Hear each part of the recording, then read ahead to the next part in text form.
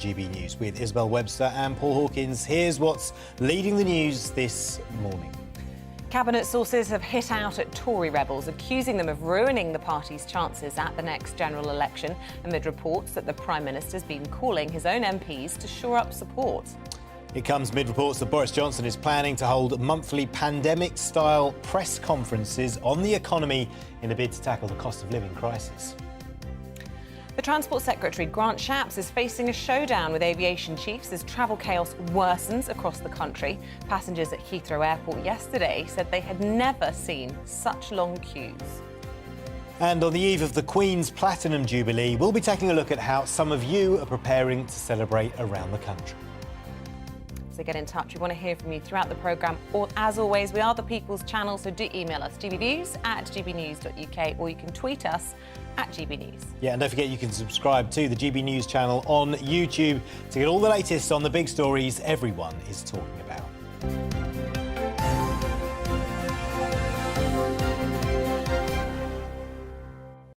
So very good morning to you. Thank you for joining us. Our top story this morning, Cabinet sources have accused Tory rebels of jeopardising the party's chances at the next general election.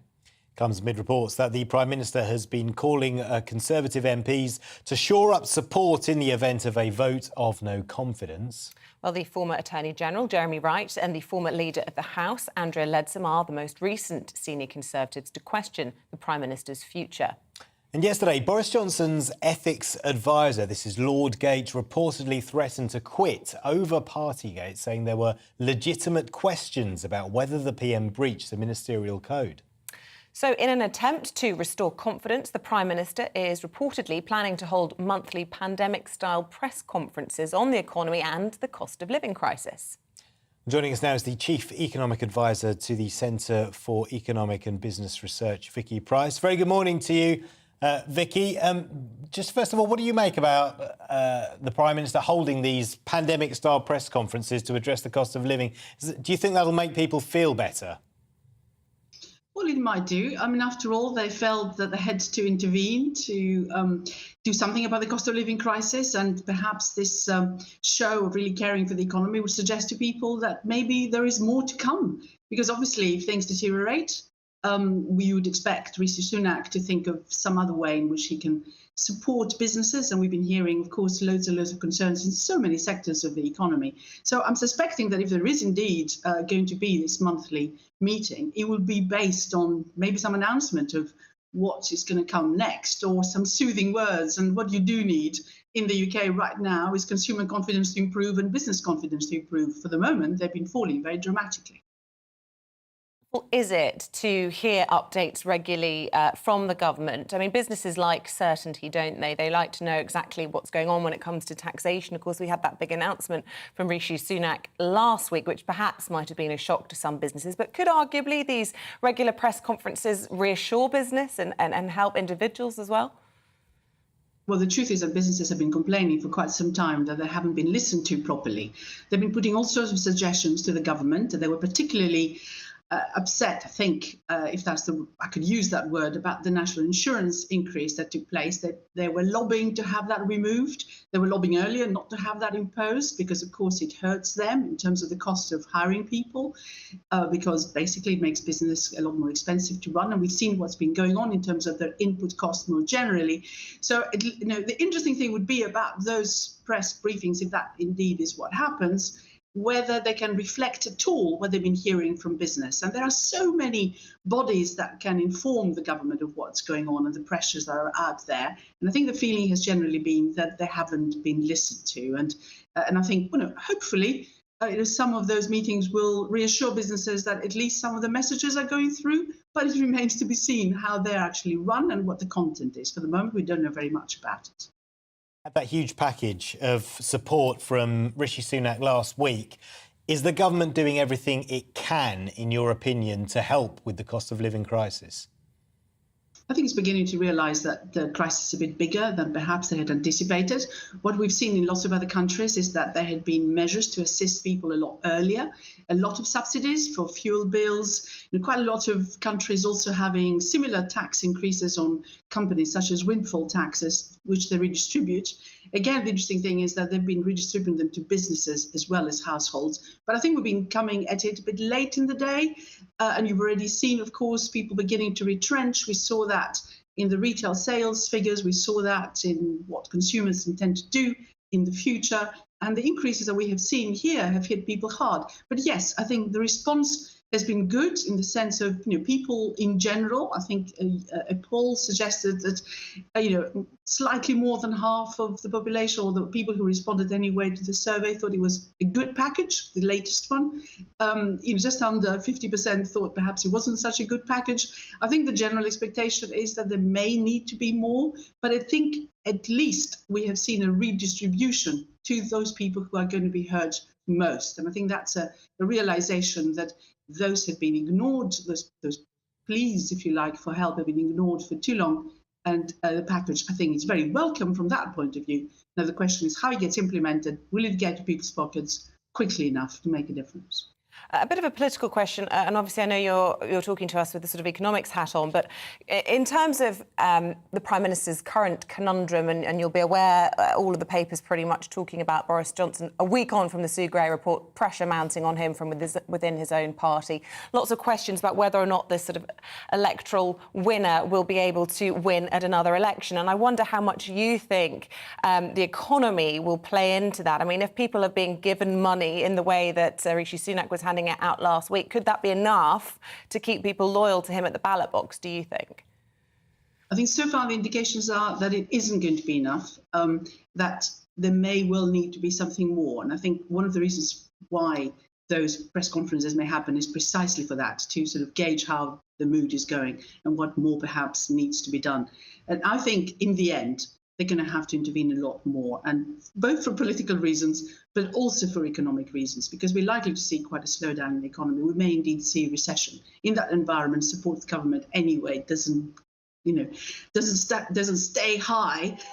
So they're going to need to be doing something. And given all the problems, the extra problems that the Prime Minister has right now, then he would be certainly talking to Rishi Sunak a lot more in terms of what can be done. And frankly, one can borrow more in this country as a government. We're not like other countries that are suffering right now with huge sort of debt default issues. We are in a completely different situation. We've been borrowing a lot less than we anticipated originally. There's plenty of room there. So I think the politics and the economics are going to be very, very closely intertwined in the months ahead. What you say, Vicky, that we can afford to borrow more, because a lot of Conservative MPs think that's the last thing we should be doing.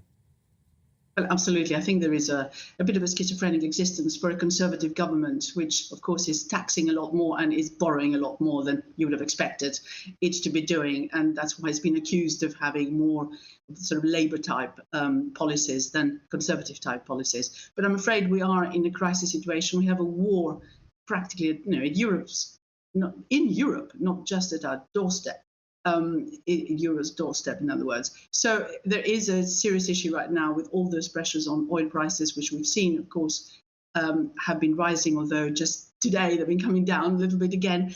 But overall, very high energy costs, high food costs, all those areas which the government is going to have to deal with. And we're already seeing what it means for Europe overall, and with whatever's happened yesterday, which, as you know, is the sort of extra banning of Russian oil coming in over the next few months. That's going to put extra pressure on. So businesses will be suffering, and individuals as well. So I think we are in a crisis situation. And yes, I think the government is going to have to do more and possibly borrow more, particularly if we do enter this sort of serious slowdown that some people are forecasting. OK, we really appreciate your thoughts this morning. Vicky Price is the Chief Economic Advisor from the Centre for Economic and Business Research. Always good to know what you're thinking. Thanks very much indeed. Yeah, definitely. It is just coming up to 6:10. You're watching GB News Breakfast with Isabel and Paul. Really good to have you with us this morning.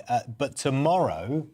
Yes, Jubilee fever will be arriving here on the breakfast programme. In fact, we're taking the breakfast programme out and about. We're going to be at Buckingham Palace, of course, as Her Majesty is preparing to celebrate her Platinum Jubilee. Yeah, the question is, how far would you go to show your dedication to the royal family?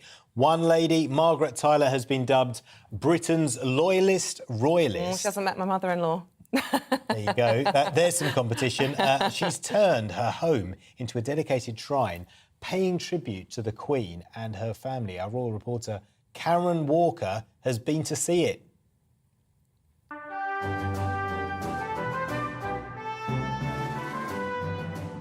This is the home of Britain's loyalist royalist. Margaret Tyler claims to have a collection of over 8,000 royal artefacts, and I've come here to meet her in the year of the Queen's Platinum Jubilee. Hello, Margaret. Oh, hello. Welcome to Heritage House. Thank you very much. Thank you. Margaret's one of the country's biggest royal fans. She's met the Queen 4 times. I think people recognise the jacket even if they don't recognise me. We start our tour in the Jubilee Room. And where did you start collecting all this memorabilia? I just enjoyed it. I started off with a little glass dish. It was 2.5p. You can tell how long ago that was. I can see we've got stuff from the Diamond Jubilee over there. Yes. And you must have things from the Silver Jubilee. Yes. What's your favourite item in this room, do you think? Well, I like these very much. I did used to collect dolls, royal dolls. Margaret has many photographs of our monarch. What's your favourite kind of iconic image of Her Majesty? I like that one very much, actually, over there, because that's when she was doing her war duties. Margaret has items dating back to 1953, but there's much newer items too. Harry and Meghan bunting from their marriage in 2018. Yes, yes. Well, how much has happened in 4 years? I know, and not really all that pleasant at certain times. Prince Harry's brother, William, announced his engagements to Catherine Middleton in November 2010. Margaret has an exact replica of the dress Kate wore at the photo call. I know the model doesn't look like Kate, but you've got to hang it on something, you know. I don't want it rolled up in a ball or anything. Well, it's a replica dress. Yes, isn't it is. And here we have the royal children. Yeah. William and Catherine's children. Margaret spent days outside St Mary's Hospital in Paddington, where William and Kate's children were born. William's mother, Diana, tragically killed in a Paris car crash in 1997, has an entire room dedicated to her. I was so shocked. I sat on the stairs. I sat there for an hour. I was shaking all over. I couldn't believe it. My legs wouldn't work. I could not believe it. She even commissioned a ceiling portrait of the late princess. There's a beautiful portrait of Princess Diana with her 2 sons, Yes, William and Harry. I love that. I just love that. Well, that says it all, doesn't it? She was a perfect mother, wasn't she? She was there for her boys at every stage, as much as she could. Did you ever meet Princess Diana? Yes, I did, yes. Oh, wow, what was she like? She came to our local hospital, Northwick Park, and I tried to make a little sort of thing to, you know, put on here. I'm not very good, I'm not very artistic. And she saw me wearing it, and she threw back her head and laughed and said, "Oh, you have got it bad." Margaret, thank you so much for showing me around your that's home. It's been an okay. absolute pleasure. Yes, yes. I like sharing it with people. OK, Margaret, you win. Hands down, she wins. Surely she It's has gonna to be take the some nation's going to beat loyalist, that, isn't it? royalist. And you couldn't see. What I was thinking was, where can Margaret sleep in the Where's house? the sofa? She Where's said the she sat sofa? on the stairs when Princess Diana died. I'm not surprised there's nowhere else to sit. Yeah, quite remarkable. If you can better that, please do let us know. Pictures, of course, gbviews@gbviews. Yeah, and look, if you've got plans tomorrow to get to the Mall, to see Trooping the Colour, lots of the royals, most of the royals pretty much expected to be attending, then let us know what your plans are. Where are you standing? What time are you setting off? Have you planned your day already? Are you taking sandwiches? All these sorts of things. We want to hear all your details, how you're getting ready for the big event. And I just cannot wait. Going to be there on the Mall from early doors, hopefully being able to bring you some absolutely historical moments. So it's going to be great. Yeah, we're going to be all over it here on GB News, so do stay with us for the next 4 days if you can't be at one of those events. And the weather looks like it's going to play ball for most of us for the next 4 days as well, so it's going to be good. And some of you may even be putting on barbecues. We're going to be talking about barbecues later on this morning, as well as everything else that is making the headlines. It is 6:14. Let's bring you up to date with the headlines, in fact, this morning. And our top story this morning, the Prime Minister's facing criticism from his ethics advisor over his handling of the Partygate scandal. Lord Gates says Boris Johnson's fixed penalty notice may have breached the ministerial code, and he's now questioning the PM's willingness to take responsibility for his own conduct. The Transport Secretary, Grant Shapps, is demanding a meeting with airline bosses to find out what's gone wrong. It's as flight cancellations cause travel chaos at several airports across the UK. The Archbishop of Canterbury says Britain should try to be more forgiving of Prince Andrew. The head of the Church of England, Justin Welby, told ITV News the Duke of York is seeking to make amends after paying millions to settle a civil sex abuse case in the US.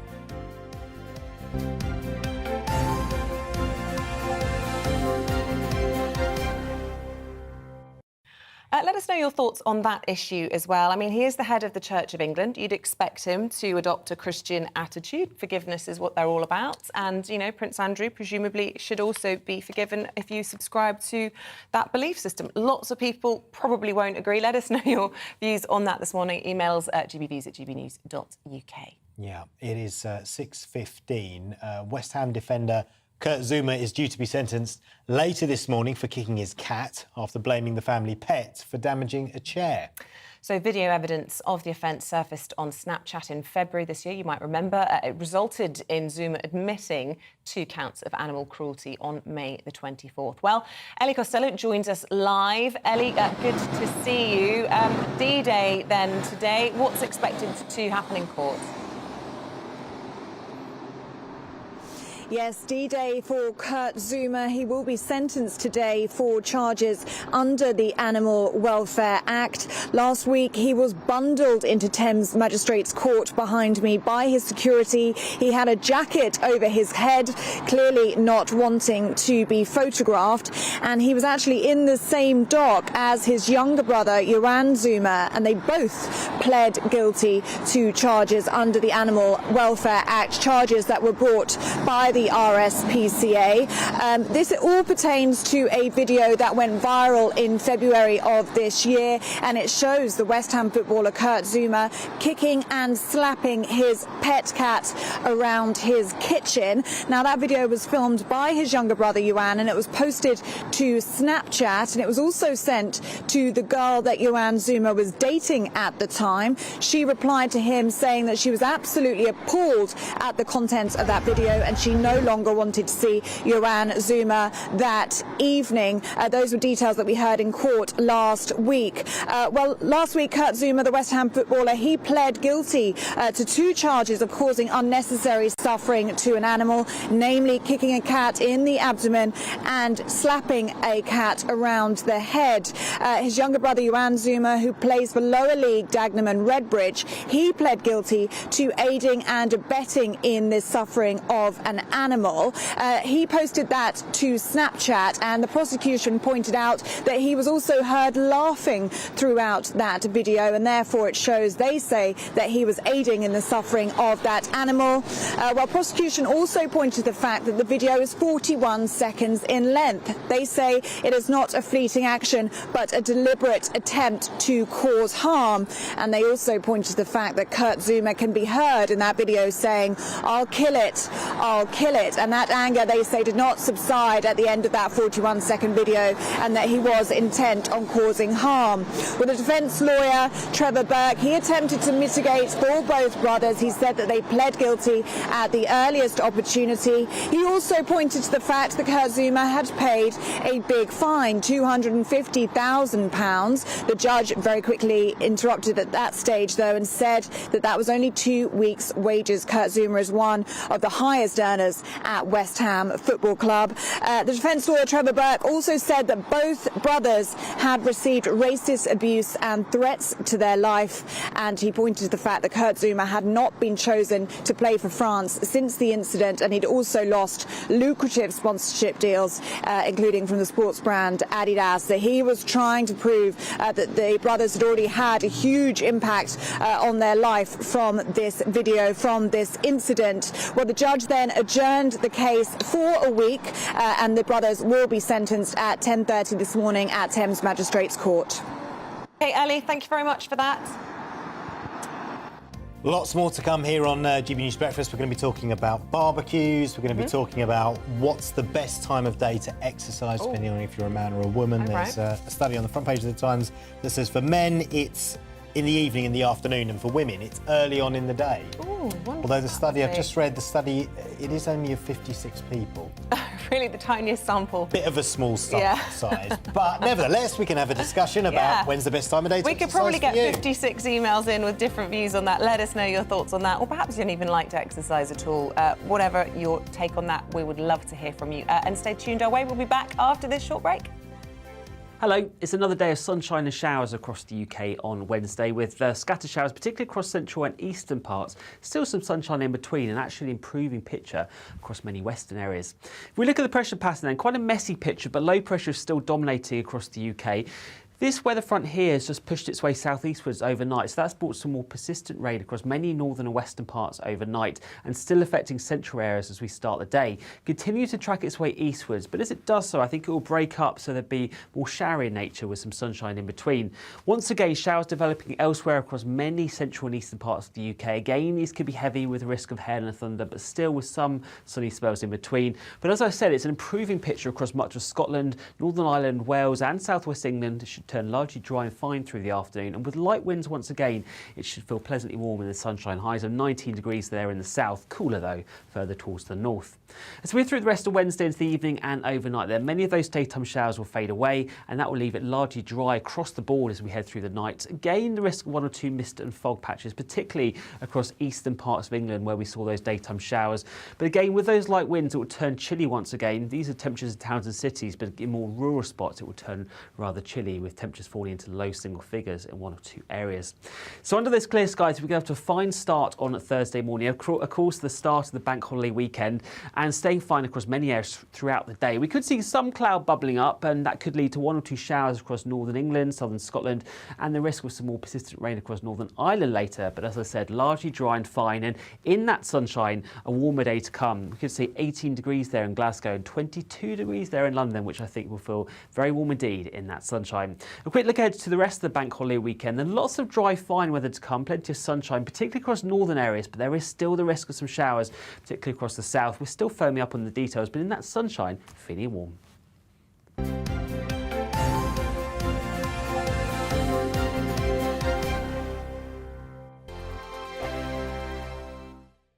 We are GB News. We're right across this great nation. On TV, on radio, on digital. Absolutely everywhere. We don't talk down to you. We embrace all voices. With honest and civilised conversation. We're not part of the establishment. We're one of you. And we're only getting started. Join us on GB News, the People's Channel. Britain's news channel. Every morning from 6 o'clock, we'll wake you up with GB News Breakfast with all the stories you didn't know from the night before. So whether it's serious news, entertainment, or your own views from all over our great nation, we're here to kick off your day with a smile. The national media should be reflecting and reporting what's happening here. You will notice the northwestern accents. Whether you're with us on TV, radio, or online, every morning, it's breakfast from 6 a.m. Hope you can join us.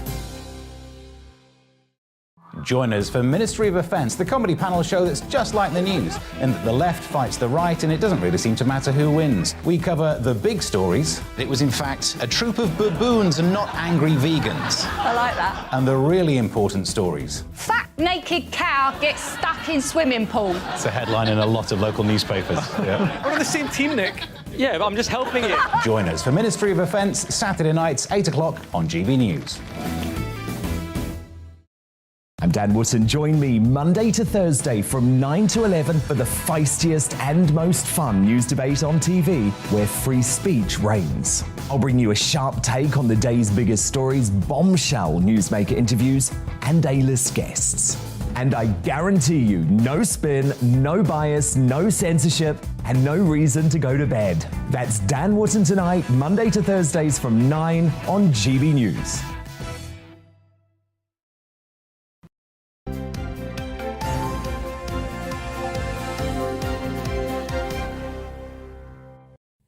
A very warm welcome back. Thanks for staying with us. Lots more still to come on our programme this morning with the cost of living crisis worsening.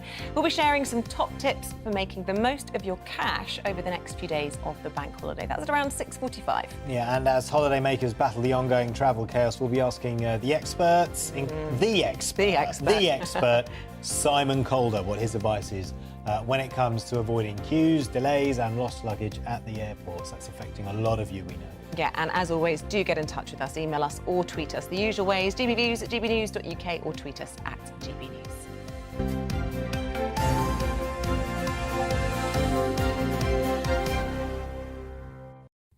It is 6:25. Scientists have warned that post-coronavirus, the next pandemic could be even deadlier and sooner than we expect. So, with monkeypox hitting 190 cases across the UK and so-called tomato flu emerging in India, how concerned should we be?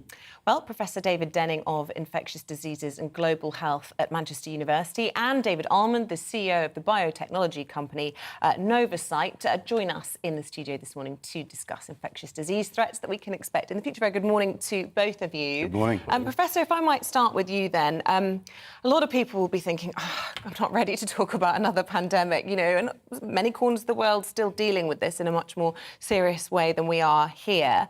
But I suppose lessons will have to have been learned from how prepared we were for the most recent pandemic. And do you think we would be prepared for a future pandemic if one was to hit? We're much better prepared than we were before. I think there's much greater awareness amongst public health authorities, amongst virology, microbiology laboratories about emerging threats, and the international system for addressing them is also much better than it was before. We do need, when you have a new threat, setting up and scaling up testing is a big deal. And that's probably one of the major challenges going forward. OK, and I want to bring in David Almond at this point when we're talking about testing, because you have just lived through that whole experience, as we all have, but from the testing side with COVID, been very successful at producing tests for that.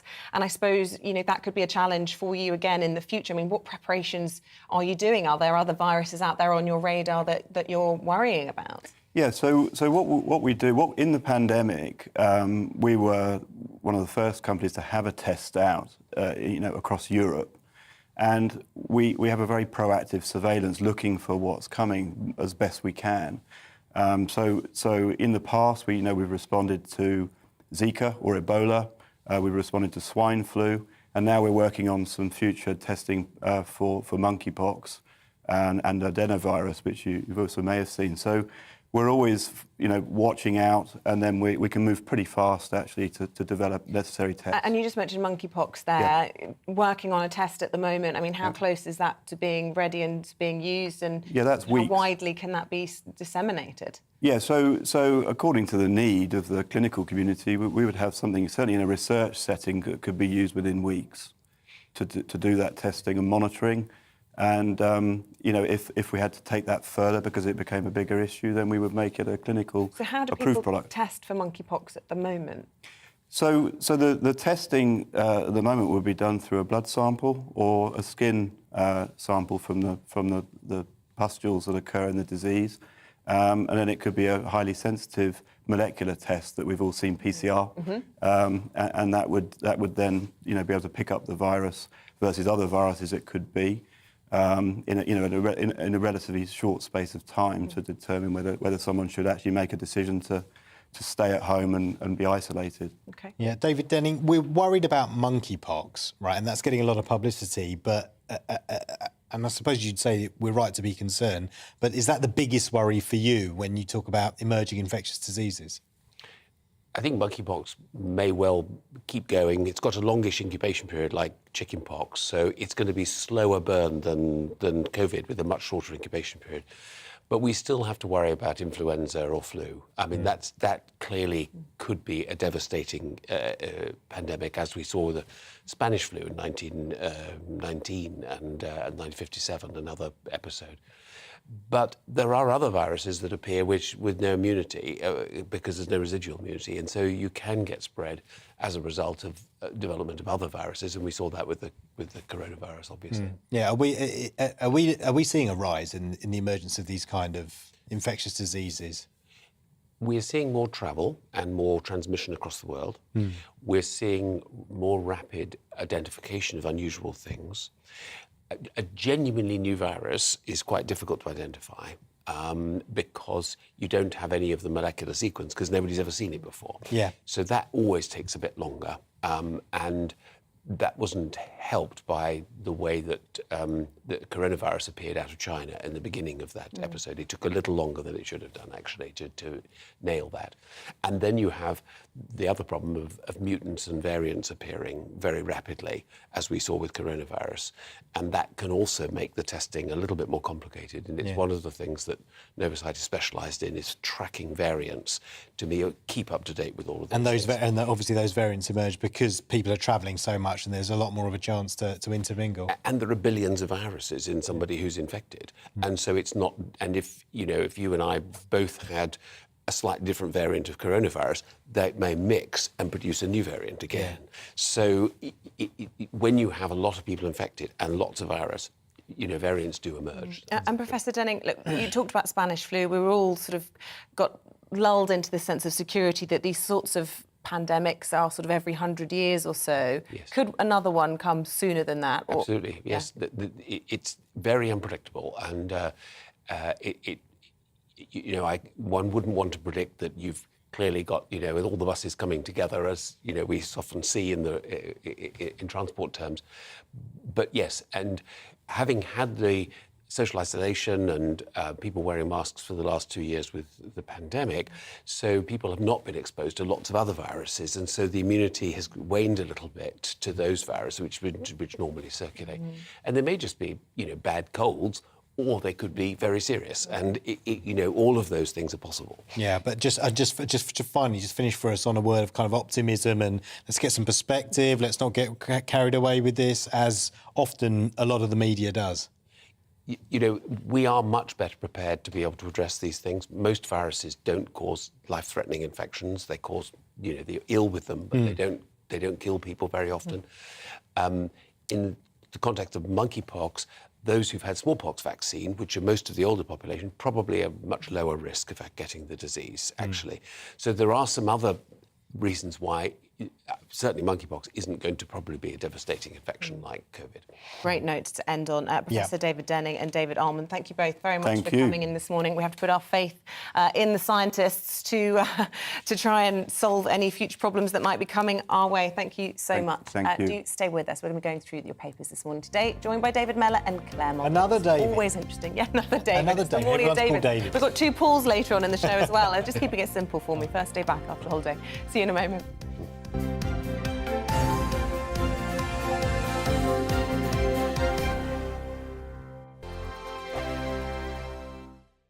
We are GB News. We're right across this great nation. On TV, On radio, on digital. Absolutely everywhere. We don't talk down to you. we embrace all voices. With honest and civilised conversation. We're not part of the establishment. We're one of you. And we're only getting started. Join us on GB News, The People's Channel. Britain's news channel. Every morning from 6 o'clock, we'll wake you up with GB News Breakfast with all the stories you didn't know from the night before. So whether it's serious news, entertainment, or your own news from all over our great nation, we're here to kick off your day with a smile. The national media should be reflecting and reporting what's happening here. You will notice the northwestern accents. Whether you're with us on TV, radio, or online, every morning, it's breakfast from 6 a.m. Hope you can join us. Join us for Ministry of Defence, the comedy panel show that's just like the news, in that the left fights the right and it doesn't really seem to matter who wins. We cover the big stories. It was in fact a troop of baboons and not angry vegans. I like that. And the really important stories. Fat naked cow gets stuck in swimming pool. It's a headline in a lot of local newspapers. Yeah. We're on the same team, Nick. Yeah, but I'm just helping you. Join us for Ministry of Defence, Saturday nights, 8 o'clock on GB News. I'm Dan Wootton. Join me Monday to Thursday from 9 to 11 for the feistiest and most fun news debate on TV, where free speech reigns. I'll bring you a sharp take on the day's biggest stories, bombshell newsmaker interviews, and A-list guests. And I guarantee you, no spin, no bias, no censorship, and no reason to go to bed. That's Dan Wootton Tonight, Monday to Thursdays from 9 on GB News.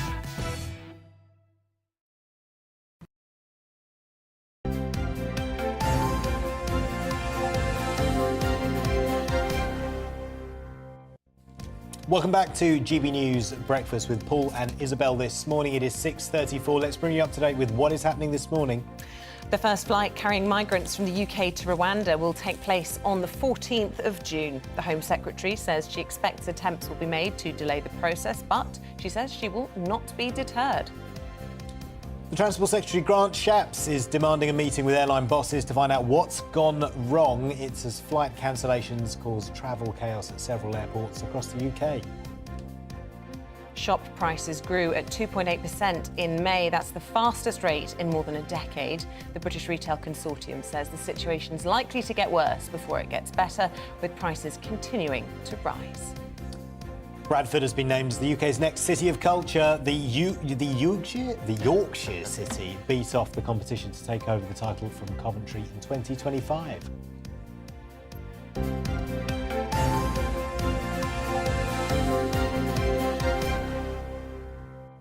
Great news for Bradford. They get so much bad press. If you're in Bradford this morning, waking up to that, let us know your thoughts this morning. Yeah. How will you be celebrating this year of culture? And what culture will Bradford deliver? I can hear David Mellor hollering from the wings. I should introduce the former Chief Secretary to the Treasury and many other Can't positions. keep a good man down. Yeah. Well, the chair would have to believe otherwise. Yeah. He's here to review the papers this morning along with the broadcaster, Claire Muldoon. We've been Morning. struggling through the bar stools. Good morning to you as well, Claire. David, let's start, shall we, with, I'm afraid, this never-ending saga. Yes. Partygate. Look, Sue Gray, a week ago today, delivered her investigation. It seemed, didn't it, initially, as though the Prime Minister was triumphant and vindicated, in his own words. And yet here we are a week on, and it looks as though there are serious problems within the Conservative Party. Absolutely. And it might be game over. And I'll get this over quickly before my chair collapses. Yes, do. Someone is determined to stop me speaking, and I'm outraged. Now, what have we got? The front page of the Daily Telegraph. Explain Partygate, ethics chief tells PM. Because poor Lord Geit was really brought in to sort of purify and make smell better all the awful things that surround Boris Johnson. And I think he's beginning to realise he's being used as a mug. Every day brings a different problem for Boris, because yesterday it was Carrie, bless her little cotton socks, falling out with the people who run their grace and favour country abode.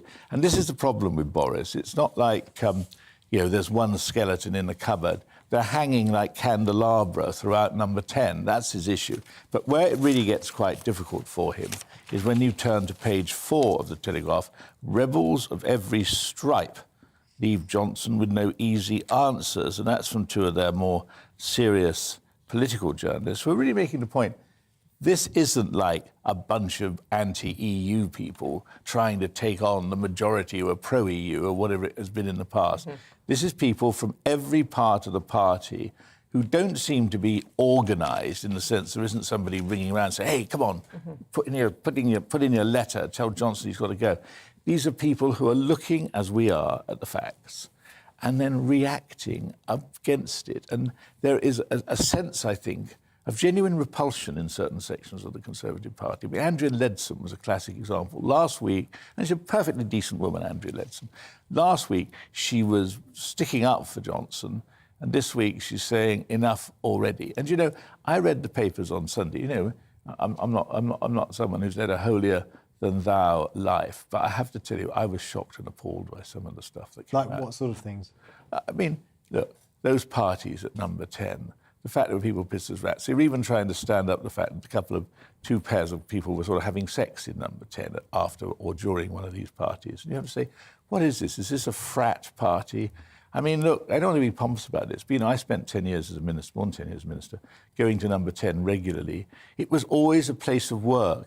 It was also a place where a certain solemnity descended upon the proceedings. I mean, even when we nearly got blown up, I was talking in the cabinet room, got blown up by an IRA mortar bomb that dropped in the garden. We tried to behave with some dignity. Now, I think, if I can behave with some dignity with a mortar bomb blowing up about 10 yards away, these people ought to behave with some dignity when faced with a caseload of cheap Spanish plonk. But Boris Johnson, as he said to his own standards advisor, he said that, he's taken accountability for it. He said sorry. He's been accountable to Parliament and to the British people, key to that, he says he hasn't broken the ministerial code. I know. He says all these things. He certainly says a lot, bless him. That's why he's there. But the reality is, he says he takes responsibility for what? And how does he show that responsibility?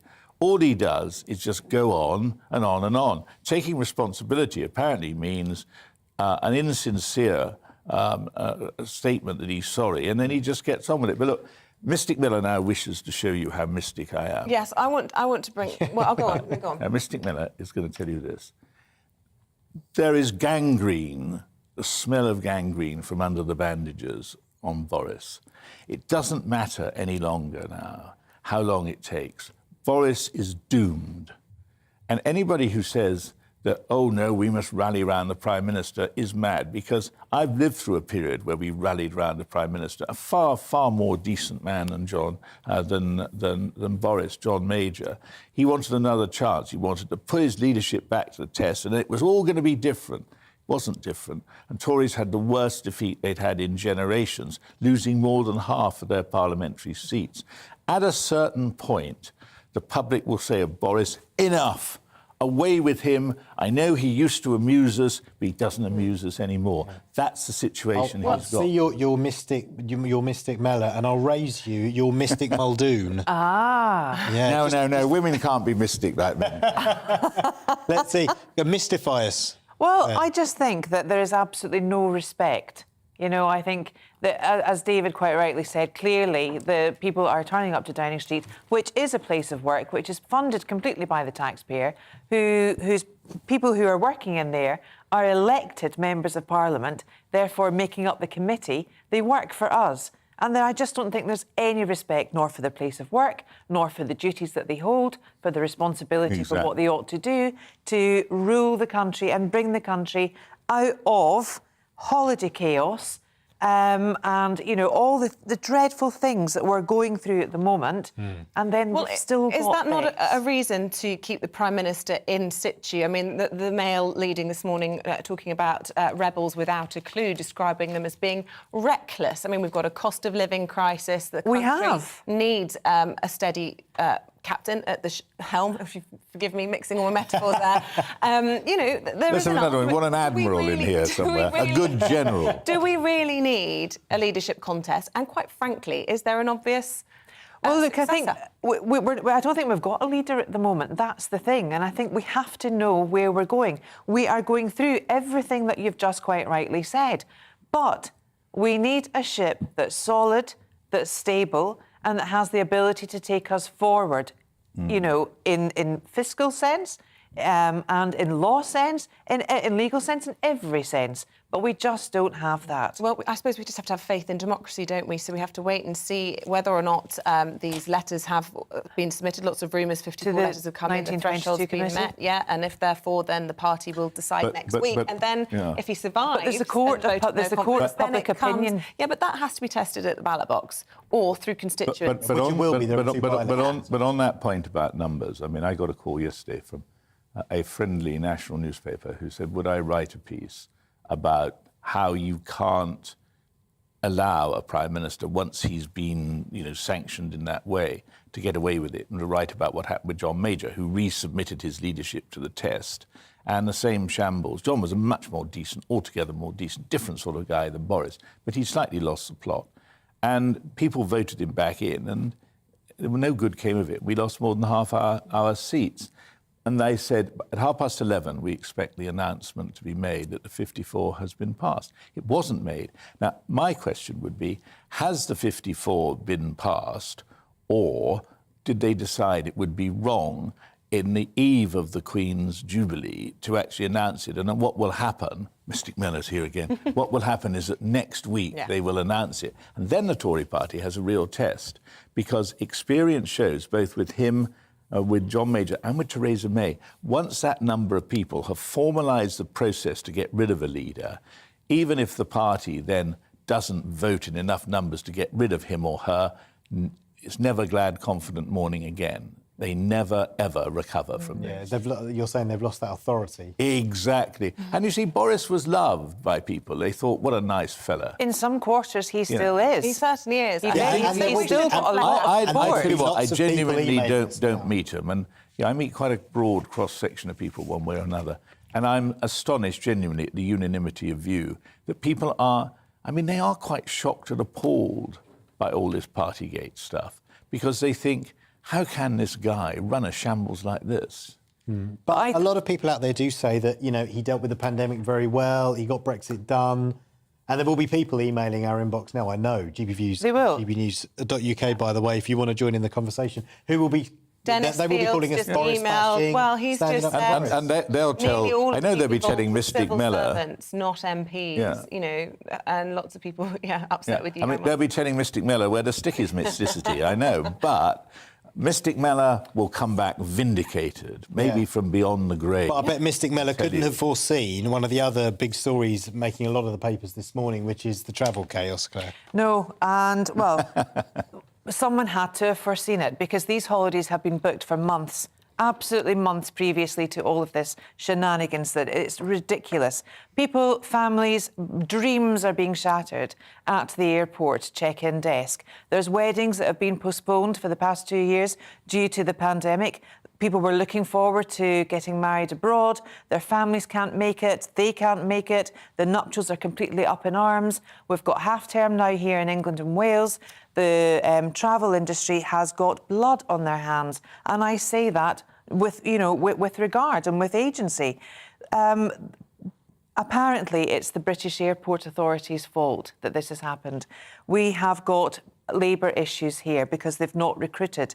But then in recruiting, especially someone for airport duties, they have to go through rigorous security checks. Now, we don't have, notwithstanding the fact that the Passport Office has still got a massive delay in lag.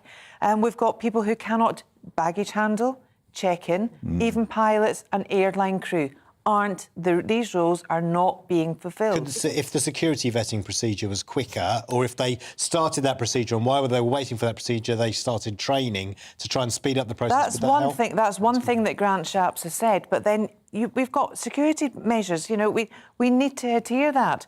And then we hear that on June the 14th, we're supposed to be flying out asylum seekers or migrants to Rwanda. Good luck with that, then. Yes, it doesn't seem to see that anyone's getting any passport to go anywhere. But what I find extraordinary, Grant Shapps, who I look at him and I think he's the illegitimate son of Jeffrey Archer. He's got that same... David, you're on fire. He's got that same spuriousness, and he was photographing himself going on holiday, and he's been doing promotion for holiday. But while he was doing all of that, shouldn't he have just asked the question? That's why you have a Secretary of State.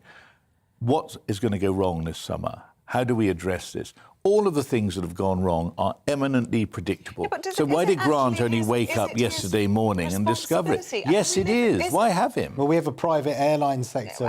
Exactly. I don't think this is Grant Shapps' fault. I really don't. But the airlines are responsible. But the reason you have a minister is to be able to satisfy the country, to be satisfied the Prime Minister, to satisfy his cabinet colleagues that everything is going to go well. And you test the evidence.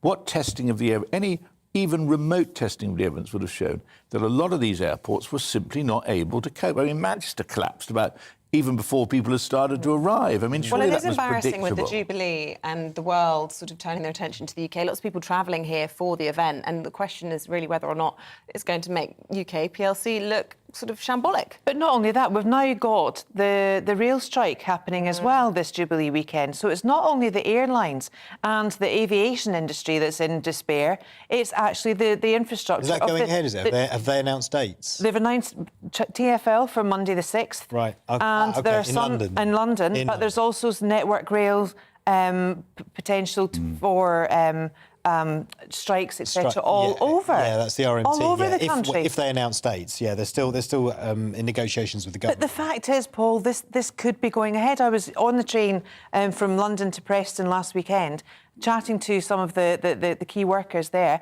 and they were saying, look, we were promised pay rises, they've not come through. The unions are saying this.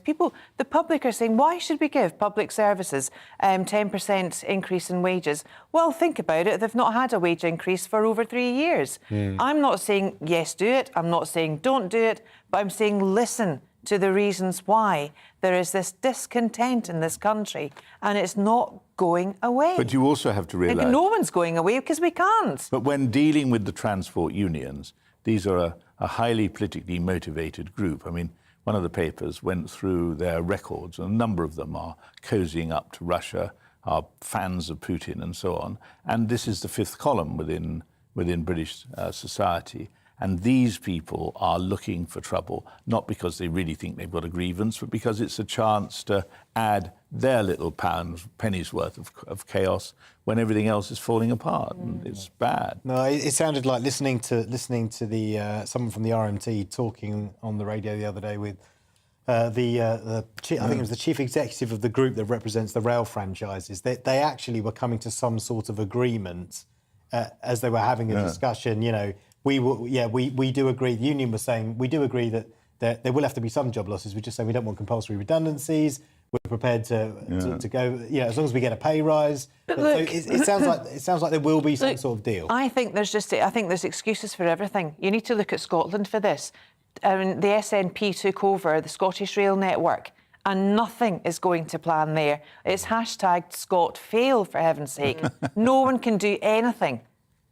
OK, look, we're going to leave it there. David, we're having a happy day. I'm really enjoying today. You're having a I think good I'm going to go home and slip my wrists. Sorry. Well, you know what? There's something uplifting coming up in the next one. Claire, we didn't get onto it this time, but next time, you promise you'll include it again. This is the front of the Mirror.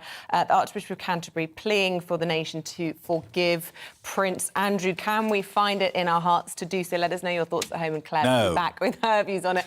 David apparently back with his. I'm getting my 10 cents in now. No. OK, fair enough. It's 12 cents with inflation. All to be discussed. Right, it is 6:51. Let's bring you up to date with what else is happening this morning. The Prime Minister, as we've just been mentioning, facing criticism from his ethics advisor over his handling of the Partygate scandal. His standards advisor, Lord Gates, says Boris Johnson's fixed penalty notice may have breached the ministerial code and is now questioning the PM's willingness to take responsibility for his own conduct.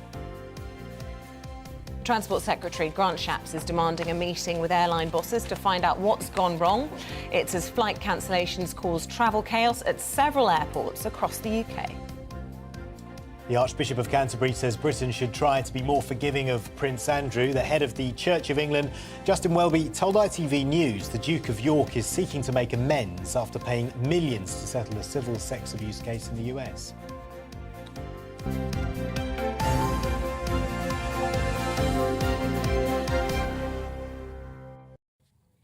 Now, new research has found some of the country's most popular free time activities now cost a fifth more than they did 10 years ago. Yeah, the cost of a pint has risen by more than 20%, while train prices have risen by over 53%. Yeah, this is not good as we look ahead, of course, to the Jubilee celebrations. Let's get the opinion now on all of this from the finance expert, Emmanuel Asukwo. He joins us here with his top tips on how to save over the bank holiday. Very warm welcome to you.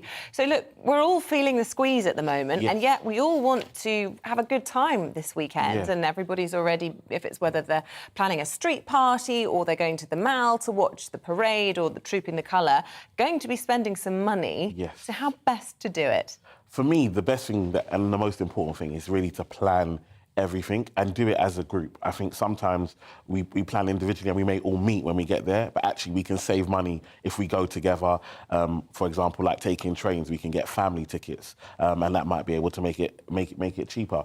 We also look at putting yourself on a budget. I think the biggest thing that we're going to do is that we're all going to go, have a great time, drink a lot, and then just continue to spend. So what I like to tell clients is actually, if you can put a certain amount in an account and just take that card. Or maybe withdraw cash. And then you run out when you run out. What is cash? So many places don't even take cash. Okay, a bad idea. Sorry, back to the expert, as you were. No. That used to be the thing that we used to do, but now so many places don't take cash. And then also with the amount people are going to drink, I'm just nervous they might lose stuff, and at least you can have stuff on your phone, you can have backups if anything happens. So, but what's really important is to try and do stuff together, actually plan it. And remember, you don't have to go out all 4 days. Like you can actually plan to go around someone's house, and you can and people can bring different things. Someone can bring drinks, someone can bring food, and keep the costs down. And I just think it's about really planning it and understanding. As much as we want to have fun, this is not a free license to spend money, because come Monday, your bank account is really going to show you what's really going to happen. So it's really important that we take the time. How are you going to be spending the Jubilee? And have you taken that into account? Have you planned it all out? Oh, I planned it. I've got 4 kids. Right. Yeah, you've got to plan it. I have to plan just to do anything in life. What anyway. ages? 10, 8, 6, 3. Okay. So yeah, everything is a plan, and yeah. So packing sandwiches there. Sandwiches. You going out, going away? Safaris, park trips, but even things that there are local things in our local community that are happening for kids, and we can take them, and it's going to cost us nothing, and we get to spend time with neighbours and get to know people better, and I think it's a great time to meet new people. Everyone's out, everyone's in a good mood for once. Like let's all just enjoy ourselves. When you go on those day trips to places like safari parks and stuff, what do you say, especially when you've got 4 kids and you get to the shop at the end and they want to get a toy and it's like a trick? What do you say to them? I say yes, but I plan it. Really? How do you plan that? Before we get to I already plan how much I know that they're going to get there. I know this is going to happen. This is part of the plan. So when we save for the safari park, we save for the presents at the end. Same thing when we go to the museum. Well, I know that they're very smart. It's going to be a toy. The gift shop is right at the way out. And, am I just a mean mother? I frog march my children through gift shops. I'm not even allowed to look left or right. Out of there, it's a rip-off. They just mark up the price. It's made of rubbish. I always feel like it's trauma. When I was a kid, I never got anything. Like my parents, even McDonald's was like a big thing. Do you remember that? I mean? Do you remember that when getting a McDonald's was a treat? It was a big thing. So for me, I feel like with my kids, I'm like, no, you know what? I know what it is to get actually have a memory, have something. Do you know what I mean? And just have something different. Yeah, because they want something to take away from that, don't they? Even if memories, even if the next day, photographs. Come on, even we're all spoiling our kids. Yeah. Okay, well, my kids are coming up to the Mall tomorrow. Yes. So top tips for me: we're going to pack sandwiches. They're not allowed any tat. Yes. It's all expensive. So definitely, one of the big things again that we forget is how we're getting home. The amount of people waste on Ubers and taxis. Yeah. Late night.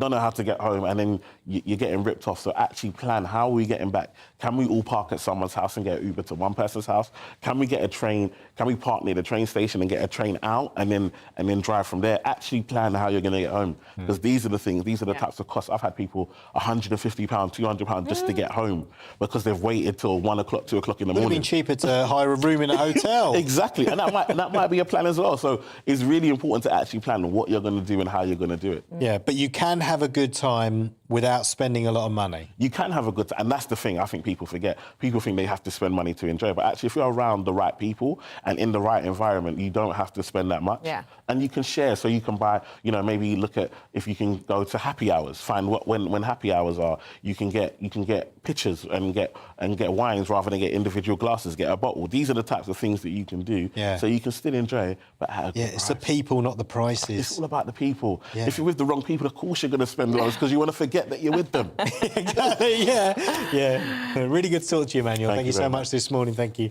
Finance expert Emmanuel Asukwa joining us on GB News. Yeah, one thing's for sure, some people are going to make a lot of money this weekend, aren't they? Especially people selling bunting. Yes, I know. Yeah, that's absolutely Millionaires. right. Look, stay with us. We're building up, of course, to the Platinum Jubilee. And we're also talking about the unprecedented travel chaos, as well as the future of the Prime Minister. That's after this.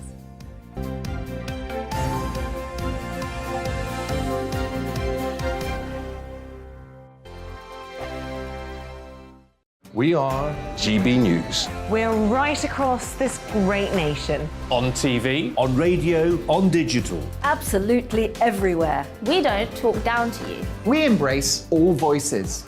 With honest and civilised conversation. We're not part of the establishment. We're one of you. And we're only getting started. Join us on GB News, The People's Channel. Britain's news channel. Every morning from 6 o'clock, we'll wake you up with GB News Breakfast with all the stories you didn't know from the night before. So whether it's serious news, entertainment, or your own views from all over our great nation, we're here to kick off your day with a smile. The national media should be reflecting and reporting what's happening here. You will notice the northwestern accents. Whether you're with us on TV, radio, or online, every morning, it's breakfast from 6 a.m. Hope you can join us. Join us for Ministry of Defence, the comedy panel show that's just like the news, in that the left fights the right and it doesn't really seem to matter who wins. We cover the big stories. It was in fact a troop of baboons and not angry vegans. I like that. And the really important stories. Fat naked cow gets stuck in swimming pool. It's a headline in a lot of local newspapers. Yeah. We're on the same team, Nick. Yeah, but I'm just helping you. Join us for Ministry of Defence, Saturday nights, 8 o'clock on GB News. I'm Dan Wootton. Join me Monday to Thursday from 9 to 11 for the feistiest and most fun news debate on TV, where free speech reigns. I'll bring you a sharp take on the day's biggest stories, bombshell newsmaker interviews, and A-list guests. And I guarantee you, no spin, no bias, no censorship, and no reason to go to bed. That's Dan Wootton tonight, Monday to Thursdays from 9 on GB News.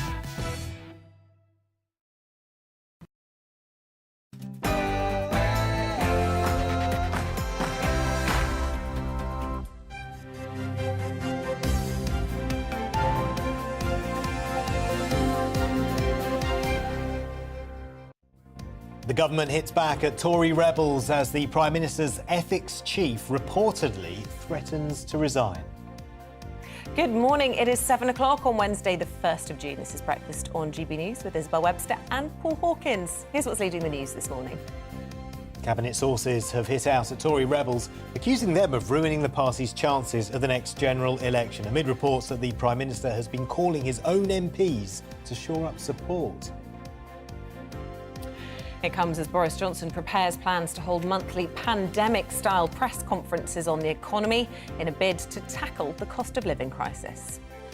The Transport Secretary Grant Shapps is facing a showdown with aviation chiefs as travel chaos worsens across the country. Passengers at Heathrow yesterday said they had never seen such long queues.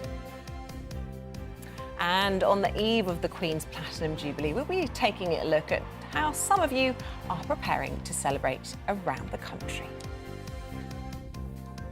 Remember, you can join in any of our discussions by emailing gbviews@gbnews.uk, or you can tweet us at gbnews. And of course, you can subscribe to the GB News channel on YouTube for free. Get all the latest on the big stories everyone's talking about.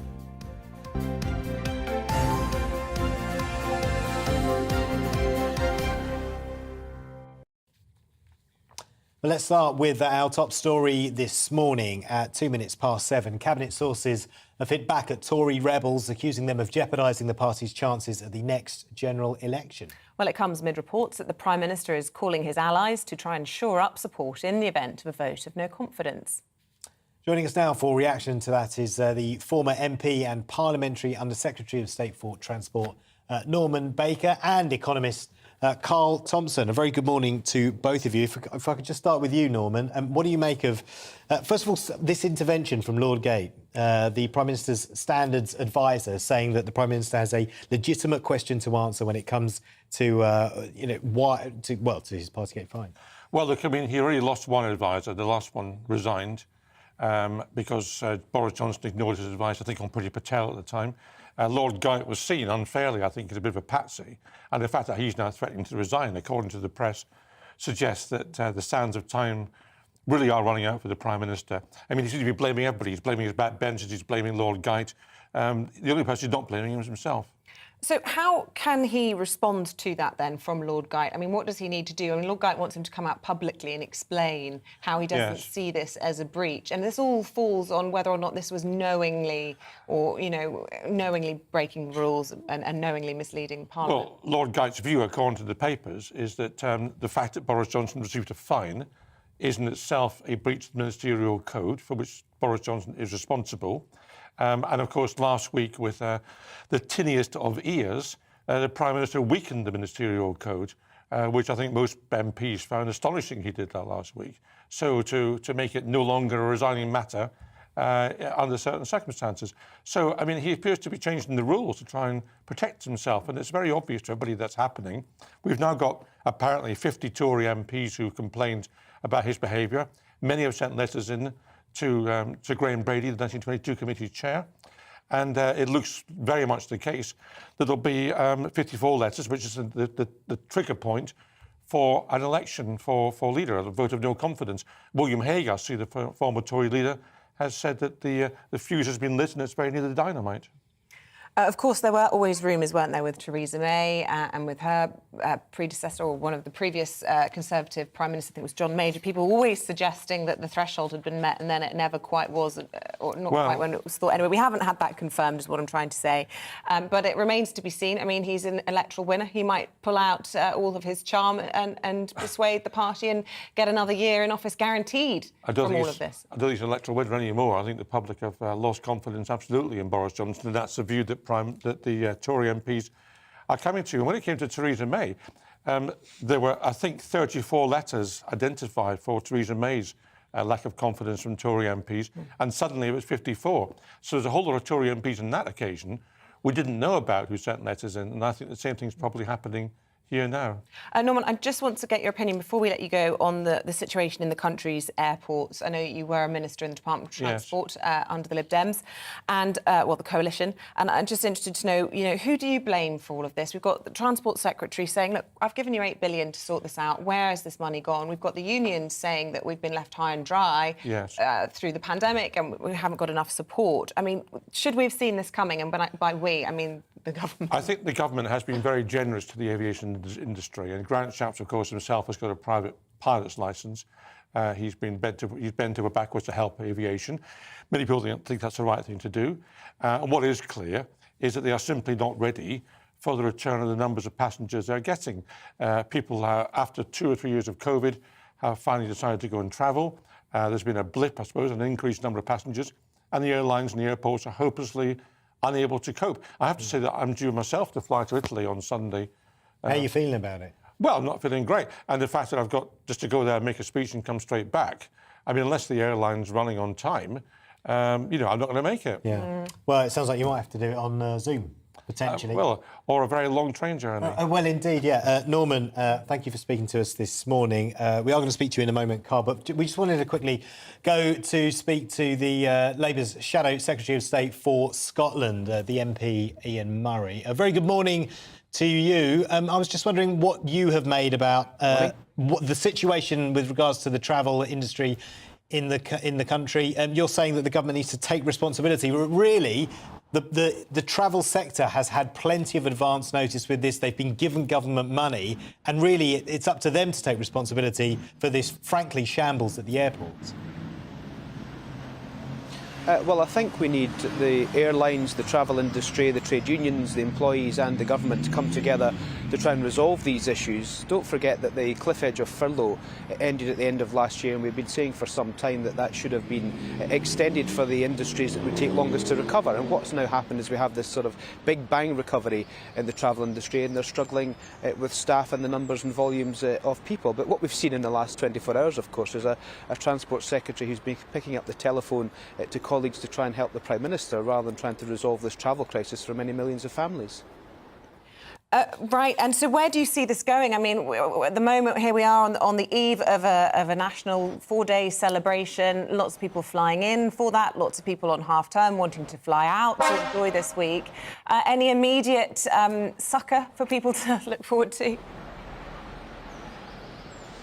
Well, it's really difficult, isn't it? Because if you don't have the people to process bags and to process check-ins, then it really becomes a real problem. Can I give you an example? I'm very close to Edinburgh Airport, who's very close to my own constituency. They've gone from absolutely no passengers whatsoever during some months during lockdown to almost 1 million passengers, which is almost as much as they were having on their average month before the pandemic. So that kind of scaling up is really quite difficult. The travel industry have also been warning about this for some time time too. They knew it was coming, and they've seen what happened at the Easter break, and they have been asking for the government to assist and the government to put policies in place that would help them to recruit staff and to get them through security checks as quickly as possible. So there's blame on all sides here, but we need the government to step up, and whilst it's paralysed by the Transport Secretary spending his time persuading colleagues to support the Prime Minister, we've got a government who's got its eye off the ball when the travel industry and the trade unions and the employees are all saying, please give us a hand and help us out.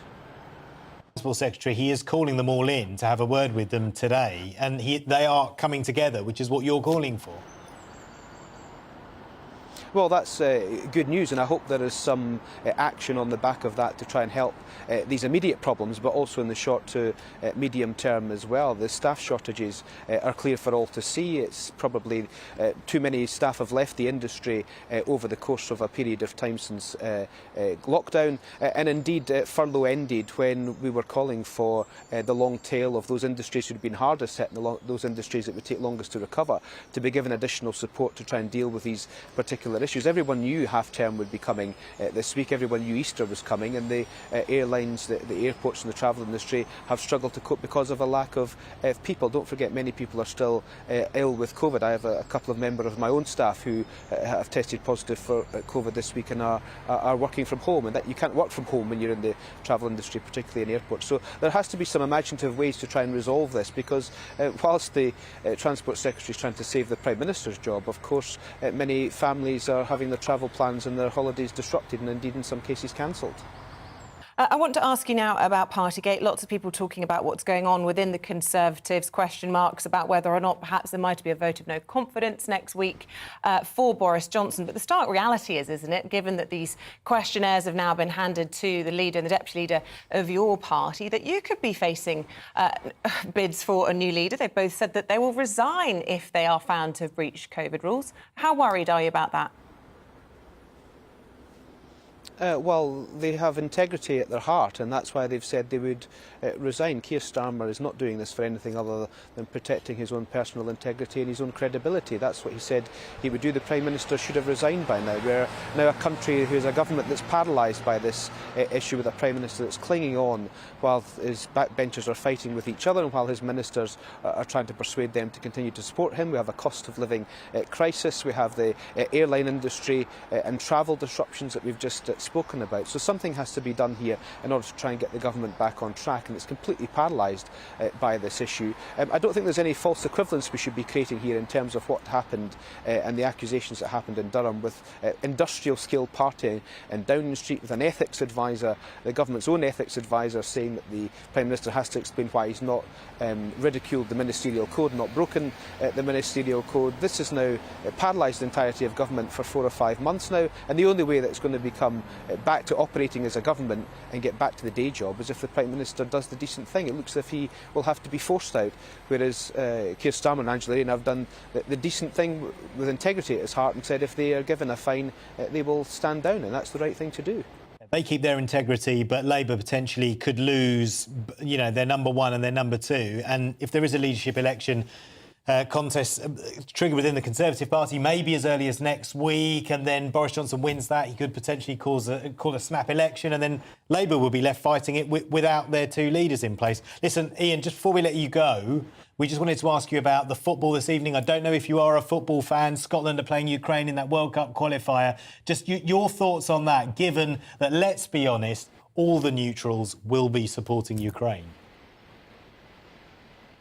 Well, look, it will be an absolutely wonderful occasion. I'm delighted that Scotland are playing Ukraine. I'm a huge football fan and only wish I could be on the terraces at Hampden this evening to cheer Scotland on. It's a huge game for both countries. It'll be a very poignant game, and I hope it sends a real message out to Russia that life goes on for the Ukrainians. Life goes on in terms of what they're trying to achieve. And look, I want Scotland to win this game tonight. I can appreciate that the neutrals will be wanting Ukraine to win. Let's hope it's a 10-10 draw and Scotland just sneak it in the last minute. Wow, 10-10 draw. I'll be honest, I wasn't expecting that. But yeah, cheers, Ian. Thank you very much. Good to speak to you. That's Labour. Thank you very much. Ian Murray there, Shadow Secretary for Scotland. Yes, and we are joined still in the studio by the economist Carl Thompson and former Transport Minister Norman Baker. We'll go to you first, Carl, because we've kept you waiting long enough. Look, we're talking a lot, obviously, about the politics of who's leading which party this morning. But, you know, on the back burner in all of this, of course, is this ongoing cost of living crisis. Big announcement from Rishi Sunak last week and suggestions in the papers that perhaps as a political ploy, perhaps as a sensible strategy, I'd be interested to know what you think, the Prime Minister might be introducing COVID-style updates on the economy and the cost of living crisis, perhaps to shore up support for him, but also could it be a good thing for the economy? Yeah, so I think, obviously, as economists, we kind of do that ourselves every month, and I think extending that to the broader population, it is important to know what's happening with our prices. Food prices are now ticking up quite sharply. And yeah, just a general better engagement with the numbers might help people better with their financial planning and also put more pressure probably on the government to extend their support further next year. Yeah, as an economist, what do you make of the government's support package so far? So I think this time last week we were expecting something around a sort of the flat payment, the energy rebate that they did end up announcing. But then a relative surprise on the day in terms of the quite significant targeted support for the most vulnerable people in the UK. That was, I thought, quite reasonable and quite impressive, and will go quite far for a lot of people that are really struggling. Some of that is, I see, probably going to be paid slightly too late. So the pensioner and disability payments from September up to November, December. That could be brought forward slightly, I think, particularly for the most vulnerable groups. As the Chancellor said, it does need to be timely. I just want to bring Norman Baker in on that point, actually, because some suggestions that some of the discontent with Boris Johnson has been over this, what's been viewed as an unconservative approach of dishing out money. And I wonder if you think that is significant, that we've had this time lag between the publication of the Sue Gray report and now this sort of groundswell of bad feeling towards him, allegedly, in terms of these letters being submitted. We don't actually know how many have been submitted. But do you think it could actually be about policy or lack thereof, rather than just about Partygate? I mean, specifically this, what isn't particularly conservative policy? No, well, look, the announcement last week, which I think was actually quite reasonable, I agree with Carl on that, was brought forward to the day after the Sue Gray report in order to deflect from the Sue Gray report. So economic policy in this country is being determined by the need to keep Boris Johnson in office, and that's not a good way to run But will that government. actually play against keeping him in office if his own party think this is a populist announcement, but it's actually very unconservative? Why don't they just announce a tax cut? Well, some of the right-wing Conservative MPs will certainly feel aggrieved by it. The fact of the matter is, in economic terms, the ship of state has been swaying all over the place with a hand on the tiller. I mean, are we seeing a low-tax Conservative Party or a high-tax Conservative Party? We're seeing national insurance rise, then we see money given away. They seem to be changing their views from week to week, and there's no consistency or approach. And I think that's what alarms MPs. They don't know where the government's going. It changes its view from one week to the next. Yeah, Carl, just very finally, before we let you go, I wanted to ask you about the Jubilee weekend. I've seen some reports from some economists that are saying that the Jubilee weekend, on balance, will actually be worse for the economy because it's a 4-day weekend. It's taking a lot of people out of work. It'll actually cost the country money as opposed to being a net benefit. I was just wondering, have you read any of those reports? What are your thoughts on that? Yeah. So there's two sides to this, right? People have more time off work, so spending is expected to rise quite significantly. But then, as you say, on the other side, people away from work for an extra 2 days, that is associated with a loss in output. Now, we've done research on this previously, and we estimate that for every bank holiday, extra bank holiday, that lost output is made up across the remaining month. So on net, not seeing a huge blow to the economy. The thing to say about that, though, is that, as we're discussing, this is in the context of a cost of living crisis, so perhaps that spending boost will be slightly more muted than usual. Yeah, interesting. Carl, really good to get your thoughts this morning. Thank you so much. Was Carl Thompson, Economist, Centre for Economics and Business, and of course Norma Baker, regular paper reviewer, former Lib Dem, Minister in the Department of Transport. And Home Office Minister. And Home Office Minister as well. Right, the time is 18 minutes past 7. We're going to bring you up to date on the latest headlines this hour. Yeah, as you've just been hearing, the PM facing criticism from his ethics advisor over his handling of the Partygate scandal. This is his standards advisor, Lord Gate, who says Boris Johnson's fixed penalty notice may have breached the ministerial code and is now questioning the PM's willingness to take responsibility for his own conduct. The Transport Secretary, Grant Shapps, is demanding a meeting with airline bosses to find out what's gone wrong. It says flight cancellations caused travel chaos at several airports across the UK. The Archbishop of Canterbury says Britain should try to be more forgiving of Prince Andrew. The head of the Church of England, Justin Welby, told ITV News the Duke of York is seeking to make amends after paying millions to settle a civil sex abuse case in the US.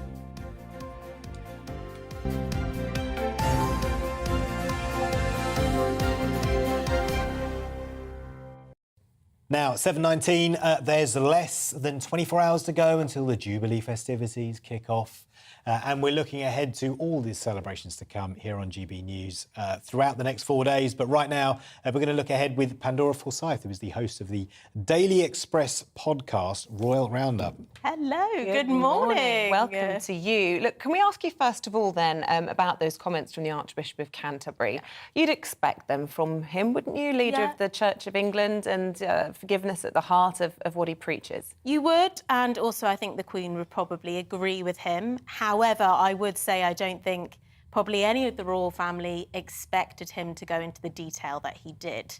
I'm not sure he's read the room right on this occasion, but of course he did say forgiveness, at the heart of everything. So what details are you talking about? So, of course, you've obviously got all of the alleged accusations, the multi-million-pound lawsuit. Of course, we don't know the actual sum that he paid, Sources say that the Queen did, apparently give some money towards that. So, of course, the public opinion has been very split on this. And I just don't think any of the royal family would have seen that coming. But, we've got to understand that, it is the Queen's son at the end of the day. She did make it quite clear that she did want him by her side. We saw a couple of weeks back. And we probably will be seeing him at some point over the weekend too. Yeah, and that'll be the side story, won't it? It'll be where Harry and Meghan are and where Prince Andrew is. Yes, But that's a side story, focusing on what I believe young people are calling platyjubes. Yes, is that right? Platyjubes. Yes, I will definitely be using platyjubes when I throw my party. But it'll be. I think everybody obviously wants to get involved, and this is an opportunity for people who don't even follow the royal family to celebrate the Queen. 70 years. It's a momentous occasion. Yeah. And people are throwing street parties. We've already seen the bunting and everything across the UK.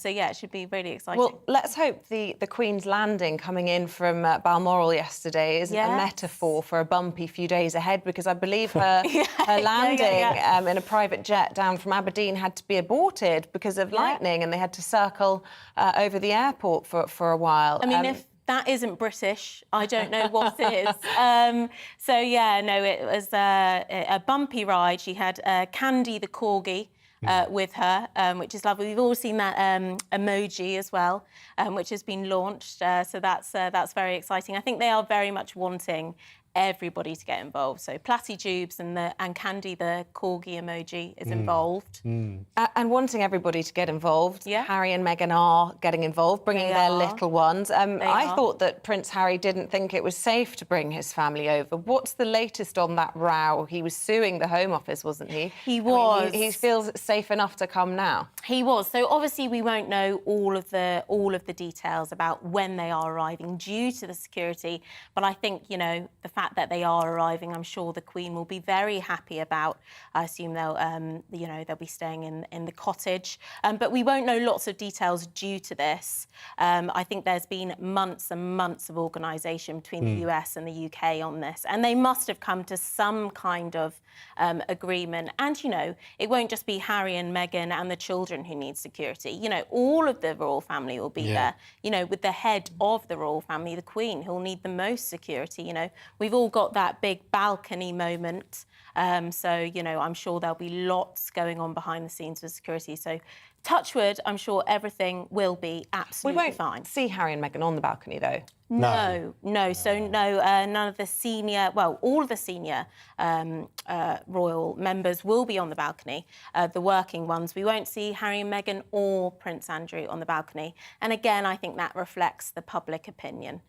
So I think the Queen has got that one right. Yeah. I'm imagining, seeing as you are such a royalist, that your house must be decked out with loads of bunting. Oh, I've got it all going on. Posters, cardboard cutouts and all that sort of thing. And is the rest of the street? So the rest of my street, they've all got a street party going on up and down the country. There'll be lots of street parties, all the bunting going up, obviously, up and down the high streets and everything. But no, my house will be certainly decked out with everything royal from bunting. And the focus over the next few days, Saturdays is the Epsom Derby. Is that? I've heard you're going to the Epsom Derby. I am going. Yeah, I know nothing. Oh right, okay. Well, I didn't even know that. I'll see you there then. Yeah, I don't know anything about horse racing or gambling or. That first rule of journalism. I know what a horse is. Who, what, where, when, why. Well, exactly, yeah. But but they're saying the Queen won't be there. No, but one of her horses is racing. Well, yeah, so two of her horses initially did drop out. I think one may be back in the mix now. Yeah, I think so. But no, so the Queen might or might not be there. I'm going to guess not. But I can imagine a few of the other members of the royal family will be there. But again, this is very much a case of it will depend on the day who turns up. Yeah, I think Princess Anne is going to be. That's what I've heard. Yeah, I know Zara will be there. Yeah. But I think that one of the things I was reading is there's lots of frustration from the organisers that they don't quite know which events Harry and Meghan are planning to go to. And this is pure tittle-tattle. This is not backed up by anyone official. But I have heard a rumour that it's Lilibet's first birthday, isn't it, on Saturday, and that they might try and get her christened whilst they're over in the UK, and some suggestion that if Her Majesty's free on Saturday, who knows, it's not confirmed, it is pure tittle-tattle, but that was a rumour I heard. That would be great, but also would that then be taking away the spotlight from the Queen? Yeah. I'm kind of hoping in a way that she isn't christening, because I think it will take everything away, but again... Never do anything like that. I mean... If it was true, which, as we say... It's caveat. It's still in the tittle-tattle territory. And then Sunday, Buckingham Palace, and big concert, and loads of people on the... Yeah, well, I'm sure we'll be seeing Gary Barlow, Ed Sheeran and everything. Yeah, just very quickly, who do you prefer? Because Queen will be playing on Sunday night, won't they? Yeah, they will be. Do you prefer Queen or the Queen? The Queen. The Queen. Too right. Absolutely. I do love the Queen. I suspect we know the answer. But I also love Queen. Yeah, I think you're a heretic. There we go. Pandora Forsyth from the Daily Express's Royal Roundup podcast. Thank you so much for coming in. Thank you. It is 7:26. Stay with us. We're taking you through all the top sports stories. The biggest one, easily, that Scotland are playing Ukraine in a World Cup qualifier this evening. So Scotland, it's just going to be a very emotional match. So we'll have more on that after this with sports broadcaster Paul Coyne. Don't go anywhere.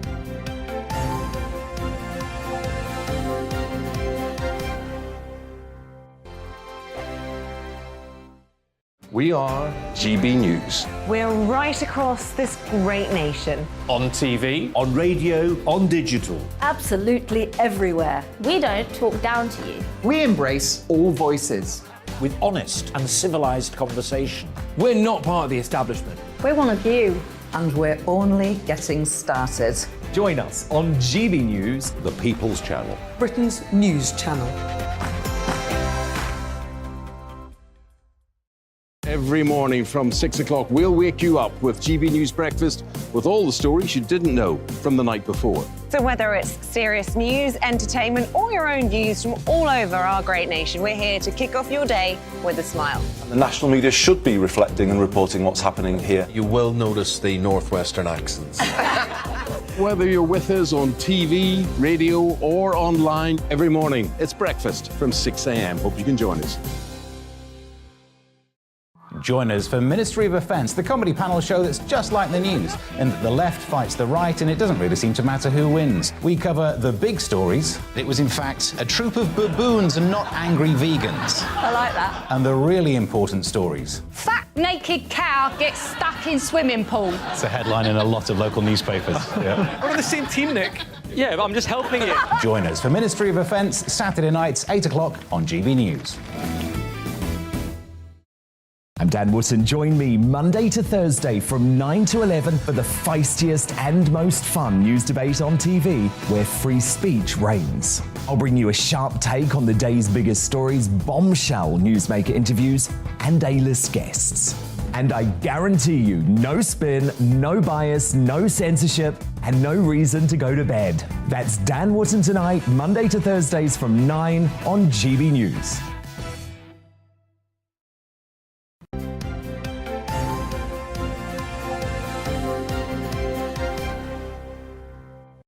Welcome back. It's 7:28. Still to come on today's programme. She is the feminist author who says that the sexual revolution's done more harm than good. Louise Perry joins us around 7:45 as she explains why she thinks women should only drink alcohol and get drunk with other women.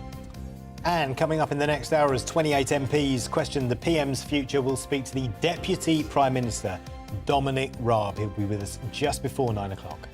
And you can join in any of our discussions. As always, email us gbnews@gbnews.uk or you can tweet us @gbnews.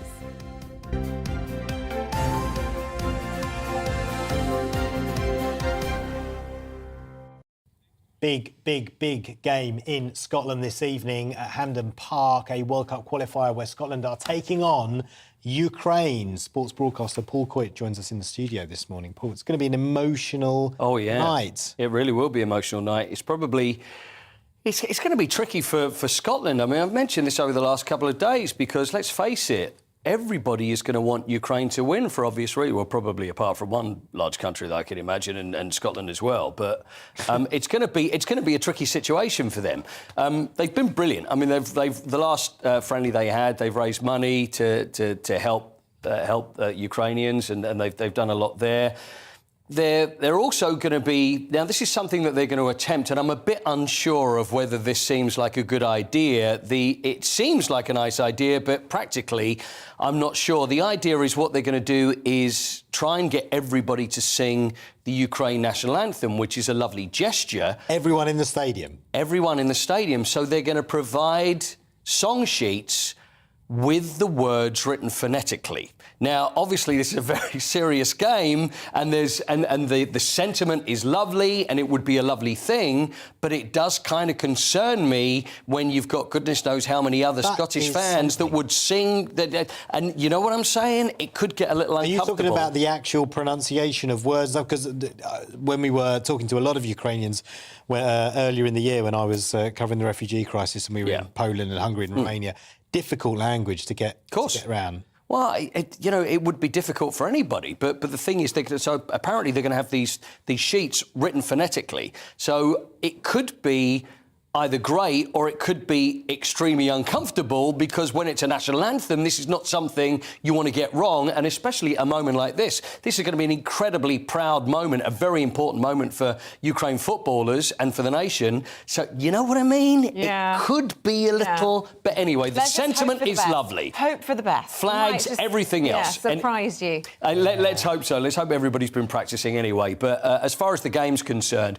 I was speaking to a Ukrainian football journalist actually only this morning about what he would see and how important it is, not only for the country but also for the players. For the players, obviously, hugely important because they're representing their country, and it's very important that they put up a good show. They've had quite a few games friendly recently.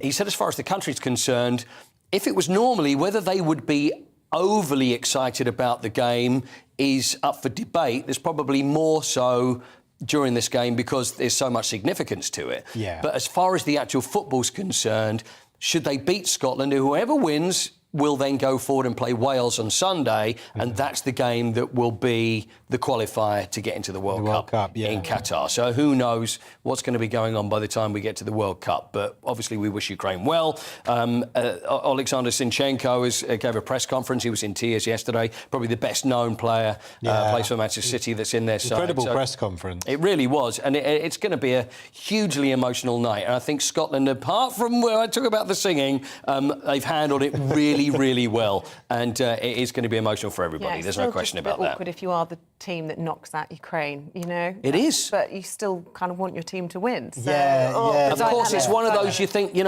what, do I know which way to look? And, what's the best way of approaching this? Because everybody would want Ukraine to win the game. Yeah. So it's unfortunate for Scotland. They did win Eurovision. I mean, you think Eurovision, Scotland get to go to the World Cup. Everyone's a winner. I'm not yet. Of course, there's not that anybody's bitter about the closest that we could have come to winning Eurovision in 25 years. But if you're going to... I think that's the way that Scotland need to approach this. If you're going to lose it or got knocked out to anybody, if it's anybody at all, then make it Ukraine. Paul, I want to squeeze in a bit of chat about the French Open. It was a late-night thriller last night between the two big beasts, Nadal and Djokovic. Oh, yeah, and this was too late for me as well, and I was really looking forward to the game.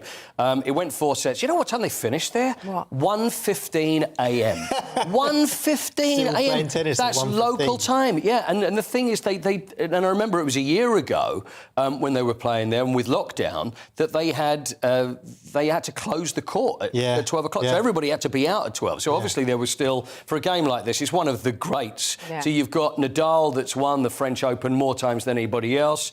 Djokovic, the main rival, of course, and the narrative goes on where he's the current champion, but Nadal managed to win it. And just a huge favourite at Roland Garros. And so a great win there for him. There he is. Yeah, he's looking slightly older, though, isn't he? Don't you think? Yeah. I mean, it's amazing what he actually manages to do, but...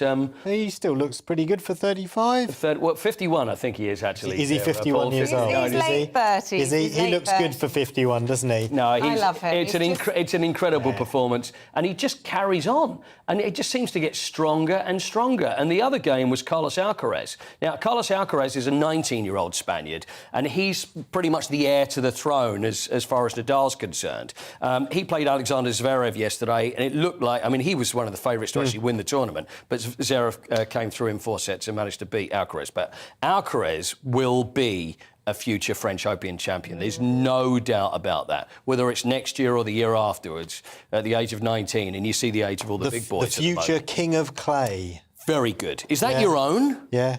No, I just know. Well, that's what they call Nadal, don't they? I thought so. The future king. Well, yeah. Anyway, and seeing as there is a regal theme to life at the moment in the UK. You're so good. Do you see that? Do you see that? Do you see that enormous? I just got a massive lump of cheese and I whacked it in the middle of it. That's good, isn't it? Yeah. We love a bit. But very good. Lovely to see you, Paul. Thank you so much for all of you. that. We'll see you again very soon, and stay with us at home as well. We're going to be going through the papers with David Mellor and Clem Muldoon. That's after your forecast. See you in a moment.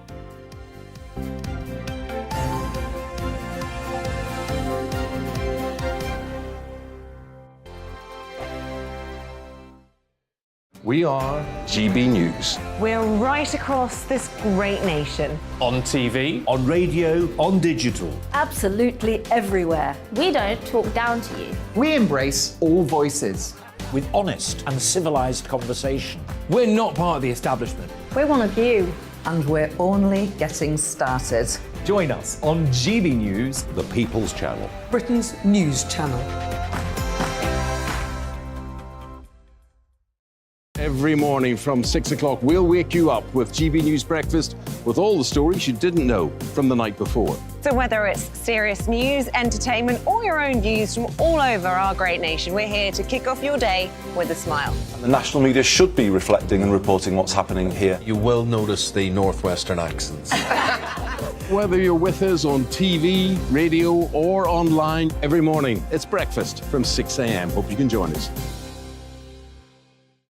Join us for Ministry of Offence, the comedy panel show that's just like the news, in that the left fights the right and it doesn't really seem to matter who wins. We cover the big stories. It was, in fact, a troop of baboons and not angry vegans. I like that. And the really important stories. Fat naked cow gets stuck in swimming pool. It's a headline in a lot of local newspapers. Yeah. We're on the same team, Nick. Yeah, but I'm just helping you. Join us for Ministry of Offence, Saturday nights, 8 o'clock on GB News. I'm Dan Wootton. Join me Monday to Thursday from 9 to 11 for the feistiest and most fun news debate on TV, where free speech reigns. I'll bring you a sharp take on the day's biggest stories, bombshell newsmaker interviews, and A-list guests. And I guarantee you, no spin, no bias, no censorship, and no reason to go to bed. That's Dan Wootton Tonight, Monday to Thursdays from 9 on GB News.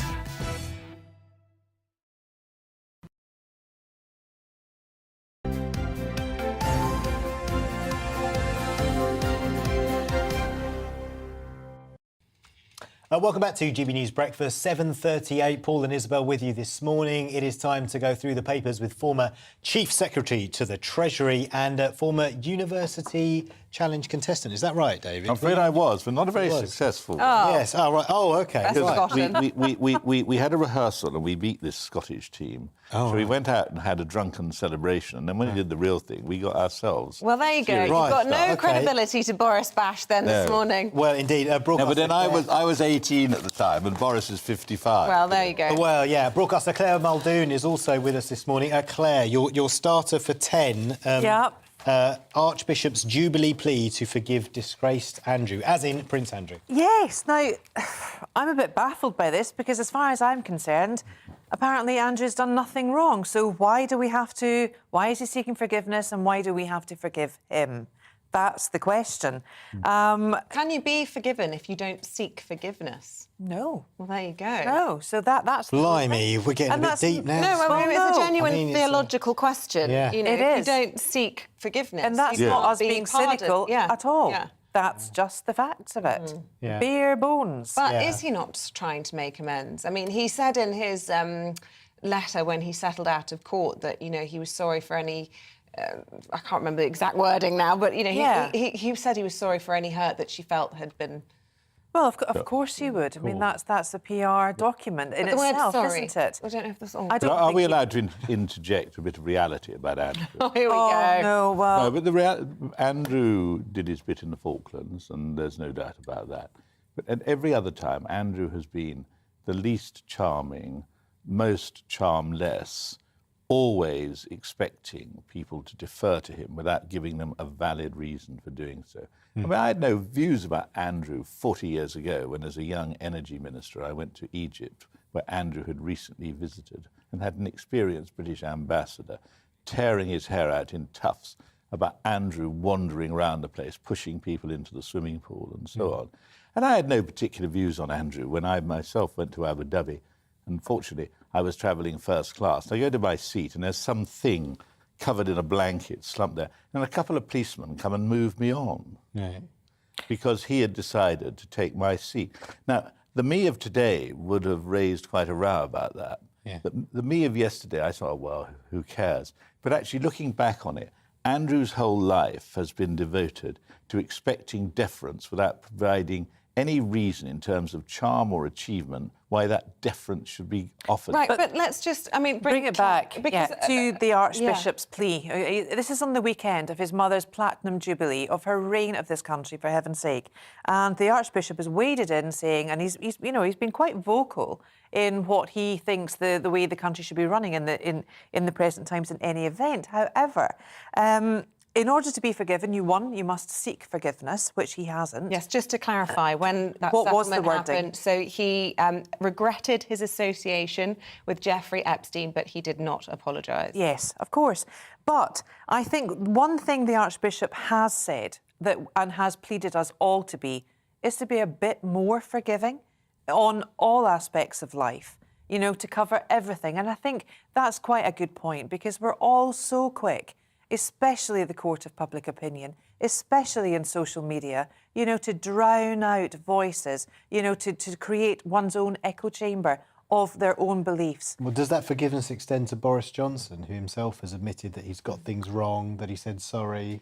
Well, I think, you know, as you said in the last segment, Paul, we've got 2 by-elections coming up. That will be an absolute blinder for the public to go and show their forgiveness to Boris or their support. But we need to move on from that. Yeah. And I think the mainstream media itself, and we're all a bit culpable because we've been putting this under a lens for so long that we really have to get over it. We really have to start getting on with our lives. But when you get to Andrew, I mean, what is the point in forgiving a man who, well, it's the Boris point, isn't it, doesn't think he's done anything wrong?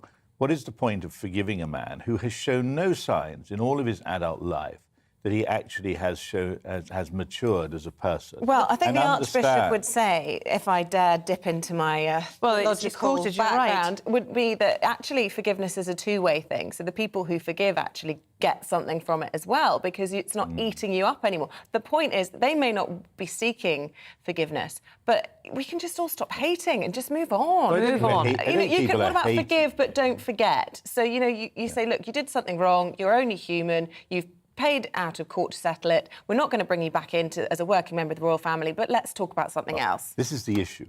I mean, he's not hated, he's despised, I think. He's despised for perfectly good and valid reasons.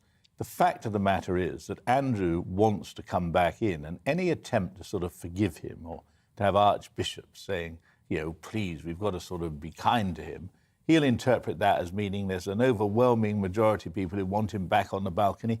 He does not understand how normal people react. But he's not going to be on the balcony because he's not a working royal. I think that was an absolute blinder that the palace have played.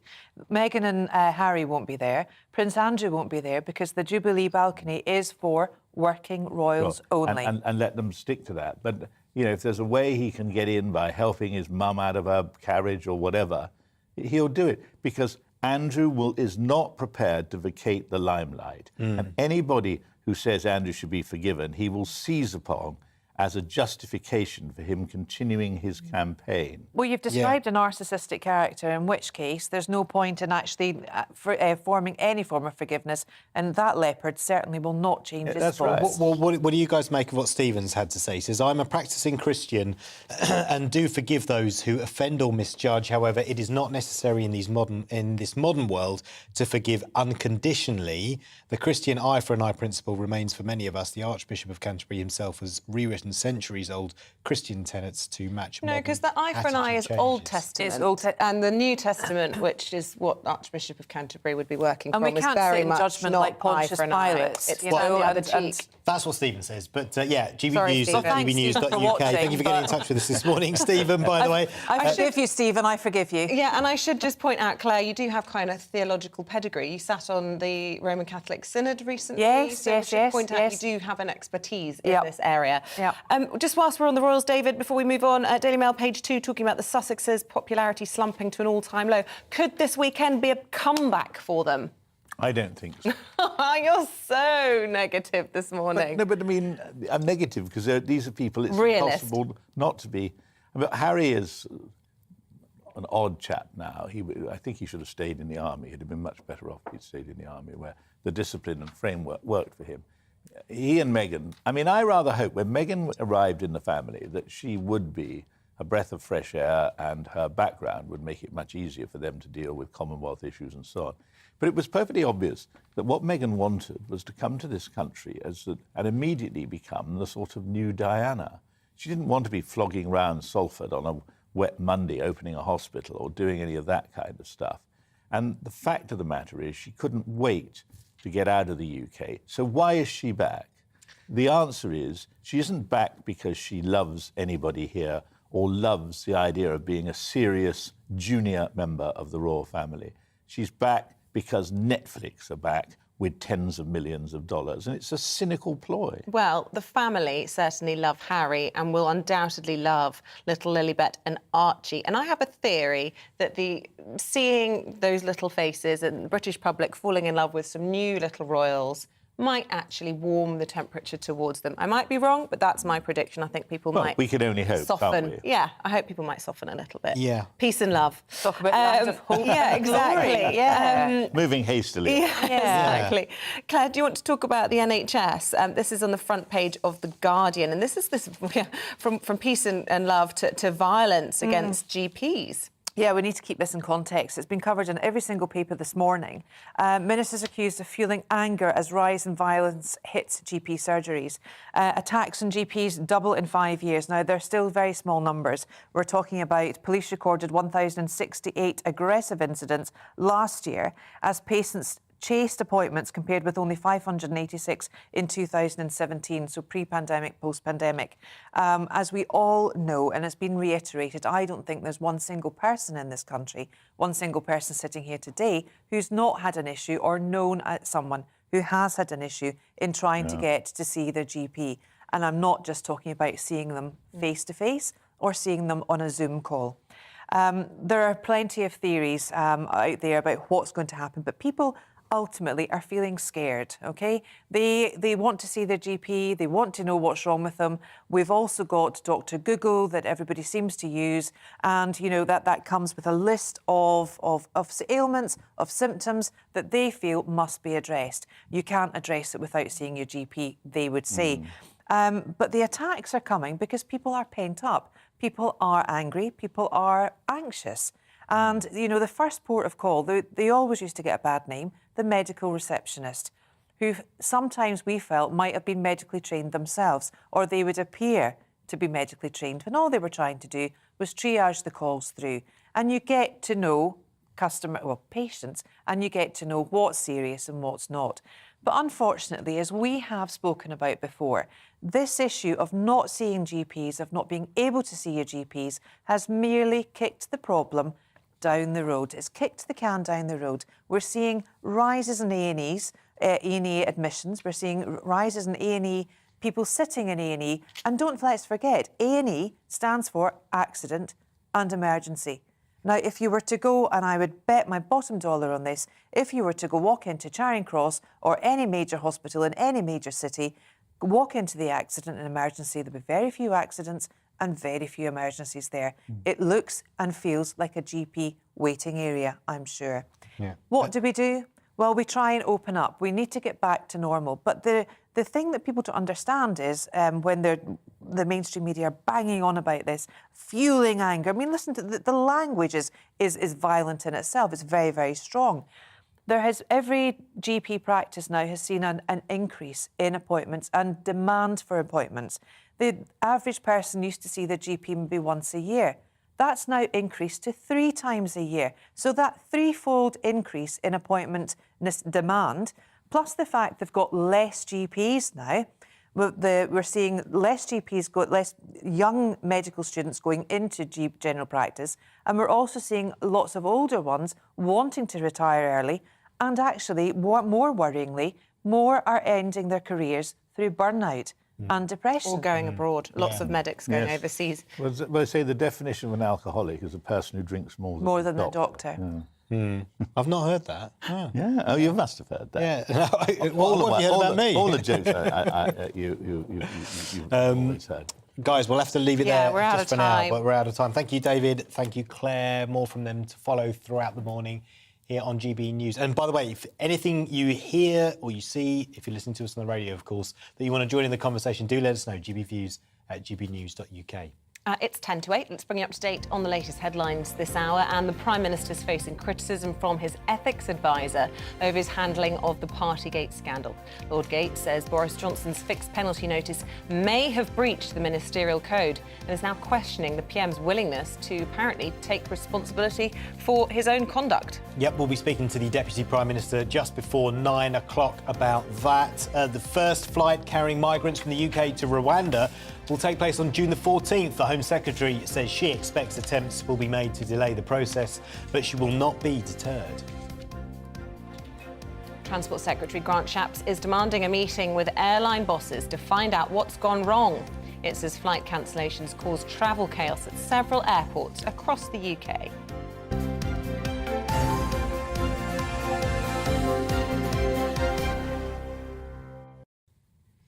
Now, a provocative new book set for release this week argues that the sexual revolution was actually bad for British society, with women mostly adversely affected.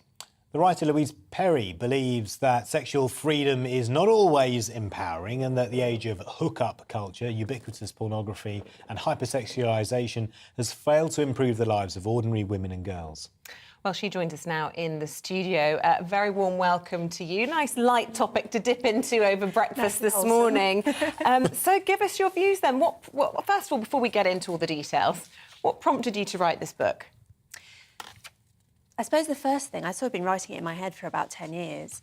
When I left university, my first job was in a rape crisis centre. So I, saw the reality of sexual violence day to day, and then went into journalism. And I've written about a lot of these topics for a long time, and I've done a lot of campaigning work and so on. So I've sort of been in this space in various ways for a long time, and have come to some slightly unconventional views, I suppose, And just let's dig into some of those then. I mean, talking about the sexual revolution not necessarily being a good thing for women. Yeah. I mean, just compare the before and after, if you were, and why you think it's worse.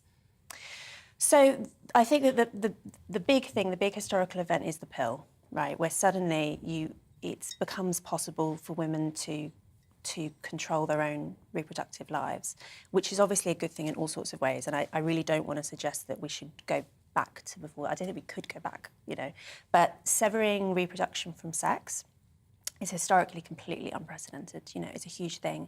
And I don't think that we've really come to terms with the social consequences of that. Although people were using contraception before the pill for centuries in different forms. I mean, humans have often tried, perhaps unsuccessfully, to work out ways to avoid having babies, but still having sex. It's the unsuccessful thing there, isn't it? That, yes, there have always been attempts at contraception. Well, yeah, I mean, that is actually a good point in that the pill was just about effective enough to completely upend social norms around sex.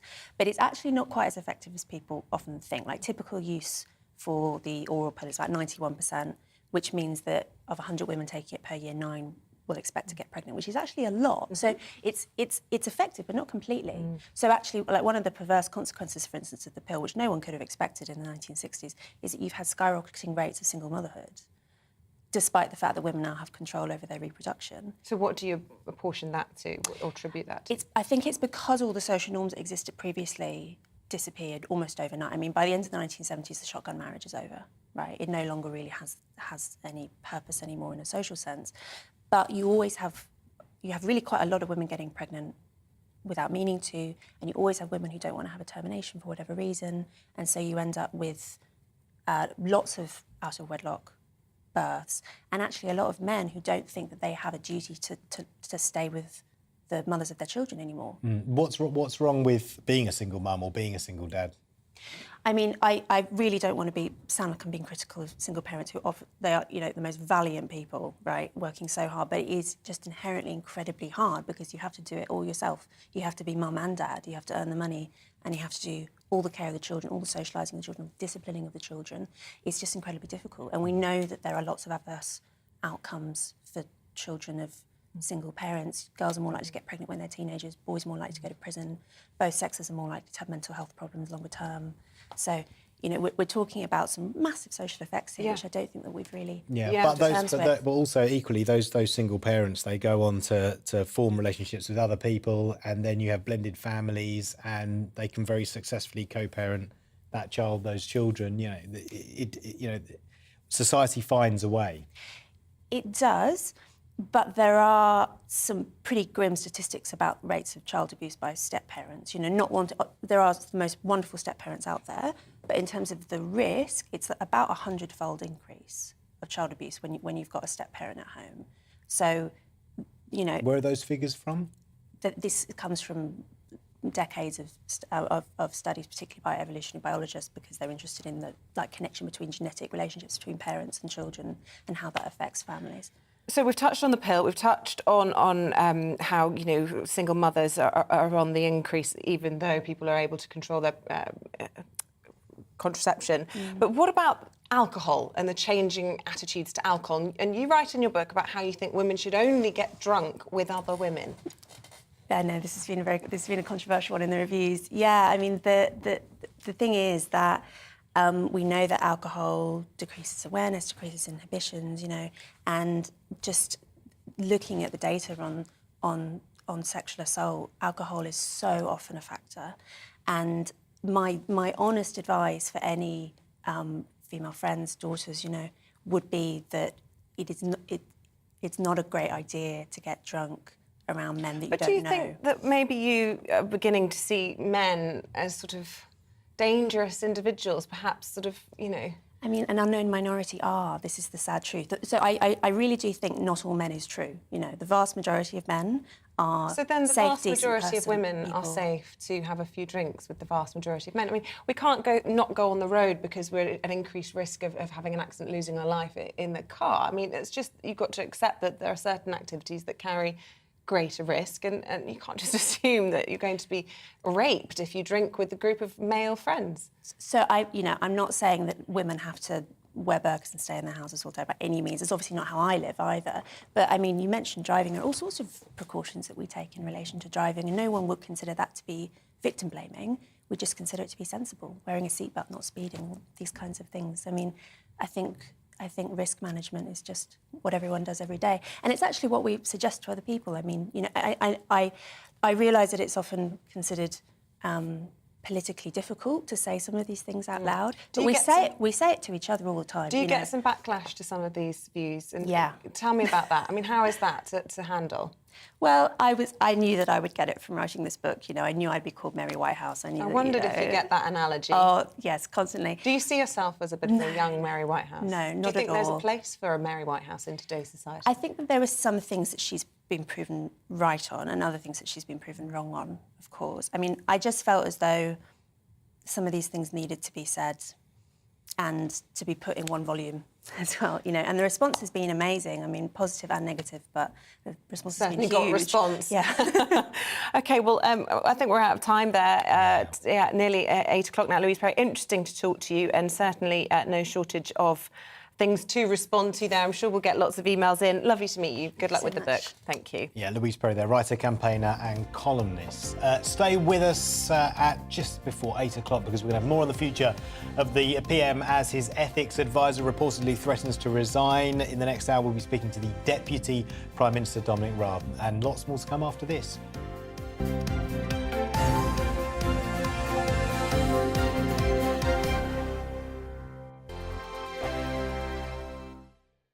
We are GB News. We're right across this great nation. On TV, on radio, on digital. Absolutely everywhere. We don't talk down to you. We embrace all voices with honest and civilised conversation. we're not part of the establishment. We're one of you.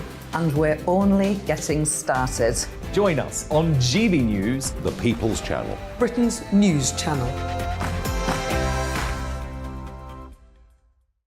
Every morning from 6 o'clock, we'll wake you up with GB News Breakfast with all the stories you didn't know from the night before. So whether it's serious news, entertainment, or your own views from all over our great nation, we're here to kick off your day with a smile. And the national media should be reflecting and reporting what's happening here. You will notice the northwestern accents.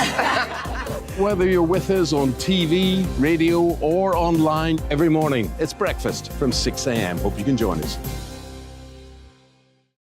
Join us for Ministry of Offence, the comedy panel show that's just like the news, in that the left fights the right and it doesn't really seem to matter who wins. We cover the big stories. It was in fact a troop of baboons and not angry vegans. I like that. And the really important stories. Fat naked cow gets stuck in swimming pool. It's a headline in a lot of local newspapers. Yeah. We're on the same team, Nick. Yeah, but I'm just helping you. Join us for Ministry of Offence, Saturday nights, 8 o'clock on GB News. I'm Dan Wootton. Join me Monday to Thursday from 9 to 11 for the feistiest and most fun news debate on TV, where free speech reigns. I'll bring you a sharp take on the day's biggest stories, bombshell newsmaker interviews, and A-list guests. And I guarantee you, no spin, no bias, no censorship, and no reason to go to bed. That's Dan Wootton Tonight, Monday to Thursdays from 9 on GB News.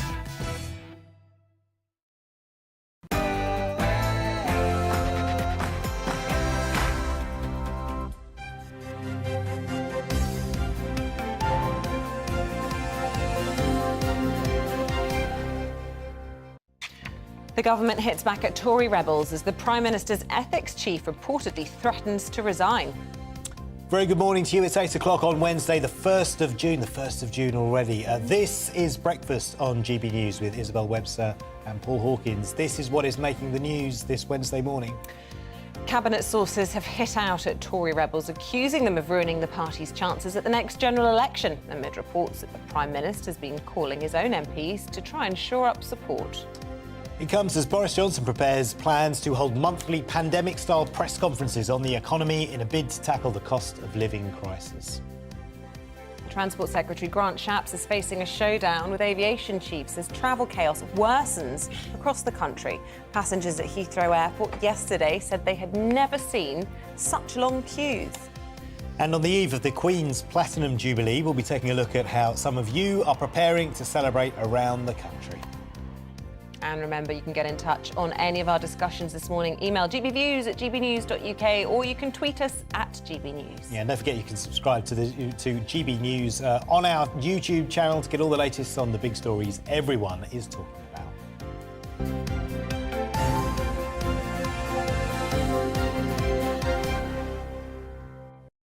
So to our top story, and Cabinet sources have hit back at Tory rebels, accusing them of jeopardising the party's chances at the next general election. Comes amid reports that the PM is calling his allies to shore up support in the event of a vote of no confidence. Well, the former Attorney General, Jeremy Wright, and the former Leader of the House and stalwart Brexiteer, Andrea Leadsom, are the most recent senior Conservatives to question the PM's future. And yesterday, Boris Johnson's ethics advisor reportedly threatened to quit over Partygate, saying there were legitimate questions about whether the PM breached the ministerial code. Well, in an attempt to restore confidence, the Prime Minister is planning to hold monthly pandemic-style press conferences on the economy and the cost of living. Well, our political correspondent Tom Harwood joins us now to give us the latest. Tom, let's just start with this intervention, shall we say, by Lord Gate, the Prime Minister's standards advisor. How tricky does that make it for the Prime Minister, saying that there is a legitimate question over his Partygate fine? Yes, this came in the form of a call and response, 2 letters, Lord Gate writing to the Prime Minister and the Prime Minister responding, saying he didn't think that his fixed penalty notice, and indeed it's interesting in the Prime Minister's response, he also referenced the Chancellor's fixed penalty notice, saying he didn't think that those would have been a breach of the code, for they were not deliberate. It was an incidental mistake. But clearly Lord Gate, writing really weeks after this fixed penalty notice was issued to the Prime Minister and indeed the Chancellor, clearly the ethics advisor there feeling some pressure and feeling that things have moved on. And that's really the feeling in Westminster. MPs are back in their constituencies this week. It's parliamentary recess. And it seems that away from the whips and away from Westminster, MPs have been sort of looking quite a lot at Twitter and feeling the pressure through that avenue, perhaps. And that seems to have driven up the trickle of these announcements from MPs. There seems to be some form of momentum, albeit slow momentum, but momentum nonetheless, towards that level of 54 letters. And I think the important thing here is that although around 28, 29 Conservative MPs have said they have written a letter, there are many more who have not announced that. And let's not forget that when Theresa May reached that threshold for a no-confidence vote back in December 2018, only around 30 MPs had actually announced that they'd put in their letters. 20-odd more hadn't announced it, but had. So how much trouble is the Prime Minister actually in, do you think? And, you know, are the rumours true? Lots of reports and suggestions that the threshold has been met of the 54 letters, but that there could be a delay in calling that confidence vote because of the bank holiday weekend. Well, exactly, and the fact that Parliament isn't sitting. So Graham Brady would not want to call that vote before MPs were back in Westminster. Obviously, the physical process of that vote is MPs trundle through the committee room corridor and usually go to committee room 14. I remember very well standing outside the last time, sort of heckling members of Parliament as they were trundling through and casting their votes. But no, this is why there's a lot of speculation about what will happen at the start of next week. Of course, MPs back in Parliament from 2:30 on Monday. Potentially that that might be a curtailed day, and then Tuesday is a speculative day if that threshold has been met. But the other thing about this is, of course, 54 is a long way from over 180. And why do these two numbers matter? 54 is the threshold by which a confidence vote can be held. You'd need over 180 Conservative MPs to dislodge the Prime Minister, more than half the parliamentary party. And that's a much, much higher bar to reach. So the conventional wisdom, and it's not impossible that the Prime Minister could be turfed out, but the conventional wisdom in Westminster right now is that although there are probably more than 54 MPs who want the Prime Minister gone, that 180 number is a lot harder. And clearly the Prime Minister doing a ring round of wavering colleagues, suggesting perhaps a reshuffle this summer with maybe some jobs for those who might want to come back on board. But also the idea that we've had 3 Conservative Prime Ministers over the course of the last 6 or 7 years. To have a fourth might well, rather than steady a sense of chaos, it might make that chaos seem larger? Would the country feel particularly stable if we rattled through yet another leader? Would that be actually the thing that makes the Conservative Party's electoral fortunes more stable, or potentially less? But as David Mellor pointed out, and he knows a thing or two about politics, any confidence vote in the PM would want to win that convincingly, not just marginally, because his authority would be damaged. That's certainly true, although speaking to some Conservative MPs this week, they feel that Boris Johnson doesn't play by the normal rules of politics. And whilst some former Conservative leaders might have come close and feel their authority was damaged and resigned, some people I've spoken to don't think that Boris Johnson would act like that. They think that if Boris Johnson won by even one vote, he'd say, hurrah, victory, confidence, onward. And that might be the way that the Prime Minister takes this. Of course, looking back at the 1990 leadership contest in Margaret Thatcher, what happened was she actually won by a majority of the party, but not by the 15% ahead that she needed to. And that meant that she had the famous quote standing in Paris as the results came through, that we haven't had quite enough, but we fight on to win. And 3 days later, she resigned. Yeah. Interesting times ahead, certainly. But as you say, nothing to be seen or said this side of the Platinum Jubilee. So perhaps some relief for you political journos out there. Tom, thank you very much indeed. Hopefully you can enjoy the celebrations. I want to bring in Laurie Laird now to talk about the economic side of all of that. Hello, Laurie. Isabel. Lovely to see you. We talked in that introduction there about these COVID-style press conferences in an attempt to bolster the authority and perhaps also the position of the Prime Minister in the wake of this cost of living crisis. Do you think they would be a good idea?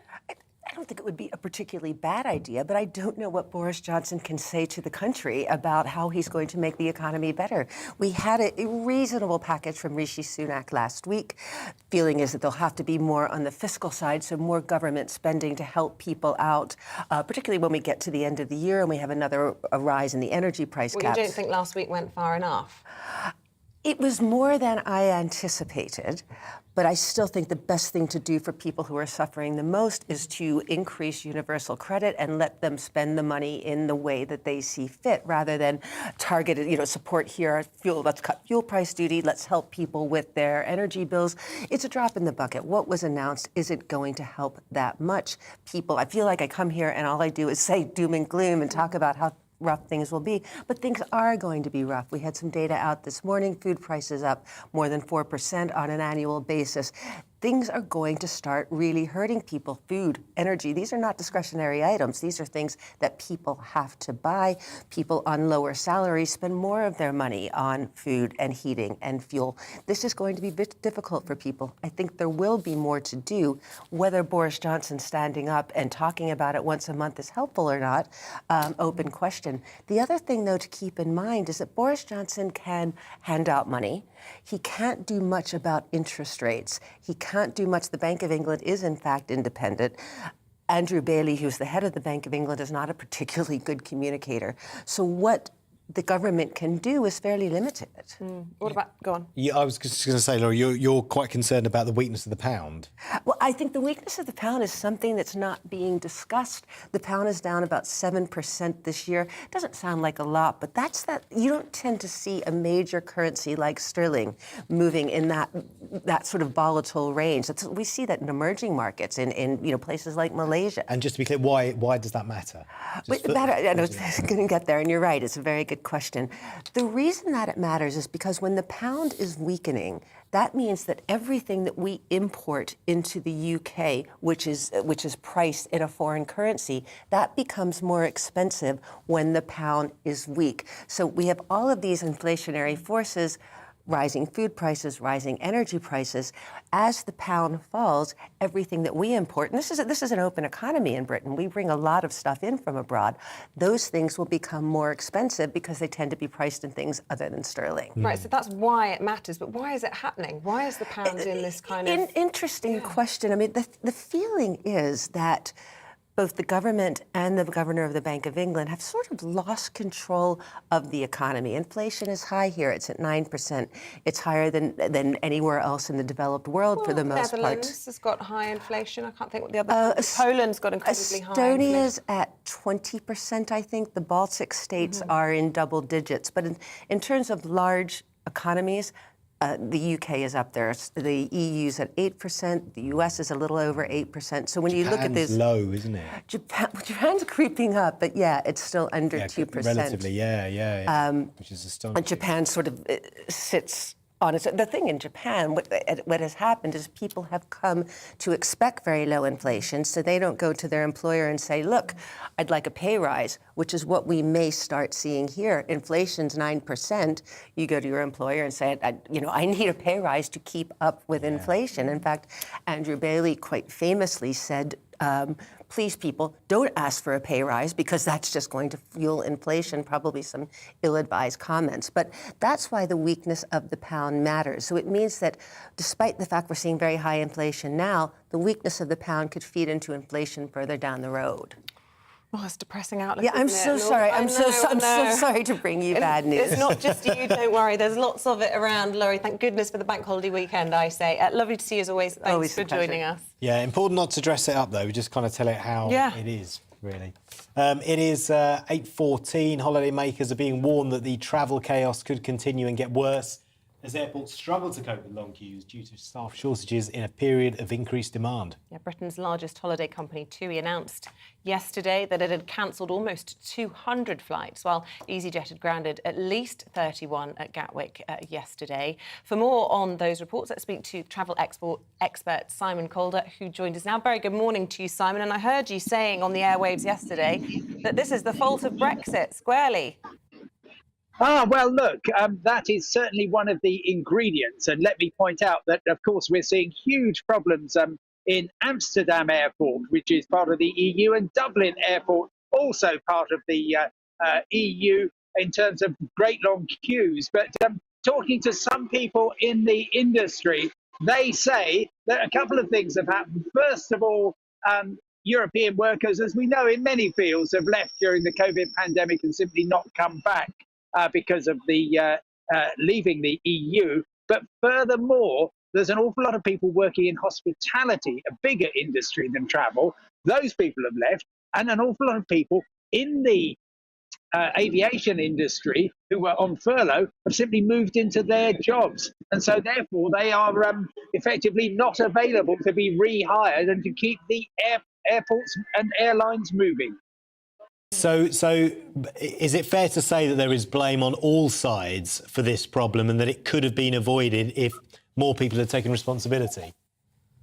Well, yes, and there's huge amounts of finger-pointing going on. So therefore the government is briefing against the airports and the airlines, saying, for goodness sake, you've had months to prepare for this. You spent 2 years saying how much you wanted to fly people around, and now we're allowing you to. You're not actually taking advantage of it, and you can't cope. And certainly today, the EasyJet cancellations I'm seeing up to 40 so far, and 24 of those were notified a couple of days in advance. But we are also seeing EasyJet cancellations people heading, for example, from Gatwick to Edinburgh this morning suddenly discovered that their flight wouldn't be going. And that represents a total of about 6,000 passengers who aren't going to be where they need to be. What should people do if they're in this situation? I know TUI have said that they will reimburse people for cancelled flights. What rights do people have? And should people just hold off booking holidays for the foreseeable? Because it looks like this could be going on for weeks and weeks. Oh, really good questions. Yeah, and the whole idea of TUI, Britain's biggest holiday company, actually cancelling nearly 200 outbound departures is so that they can keep the rest of them on track. TUI have actually been pretty straightforward. They've said, we're really sorry. If you were due to go in the next 2 weeks, then here's the link to claim your compensation of £220 or £350. Of course, you get all the money back for your holiday, and we're going to give you a £200 voucher as well. Having talked to some people, though, they say if they think we're going to be travelling with TUI anytime again soon, they've got another thing coming. However, if you're planning to go away peak summer, there are going to be fewer holidays around than the demand for them, is my strong prediction. That's if you're travelling during the school holidays. So you might want to book now. But otherwise, I've been very last minute for the whole of the COVID crisis. And if you don't have to travel during the school holidays, then I'd probably relax for now and just see what's happening in the either in June, which is going to be a great month to travel in, or indeed September. Yeah, and we should, before we let you go, Simon, we should just explain, we're not talking to you, and you're not randomly in Germany for no reason at all. There is a reason you are in Köln. There is. Yeah, just tell us about that. This is Wunderbar Wednesday, I'm calling it. I've got a ticket. It cost me €9. That's about £7.70, so less than the 11-minute trip from Bristol to Bath. That buys me unlimited travel anywhere in Germany for a month, on trains, on trams, on buses, on the U-Bahn underground. It is frankly the best deal in rail history. And it's all part of the German government's plan to get people out of their Mercedes and their BMWs and onto the trains. Wow, and is that just for the month of June, Simon? No, they're doing the same thing again in July and in August.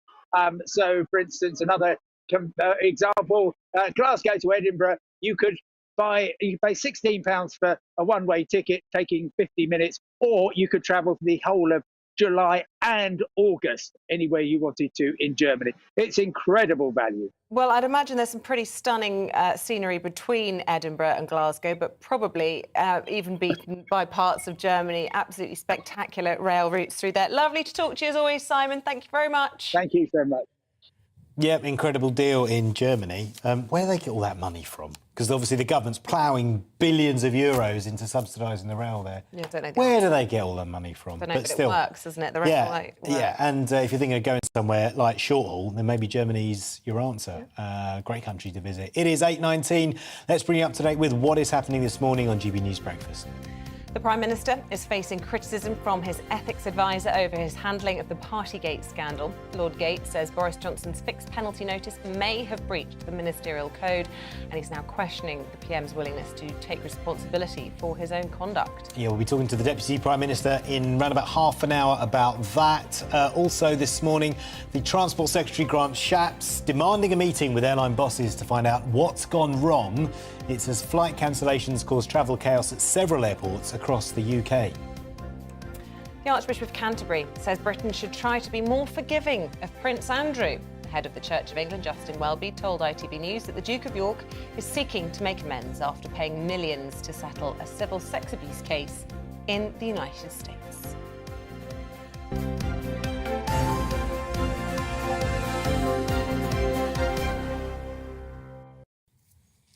So many people getting in touch with us on a range of subjects this morning. Colin, a very good morning to you. This is about Lord Gate saying that Boris Johnson has legitimate questions to answer when it comes to whether he broke the ministerial code over his Partygate fine. Colin says Boris should have fallen on his sword 6 months ago. Dave says Boris should not go.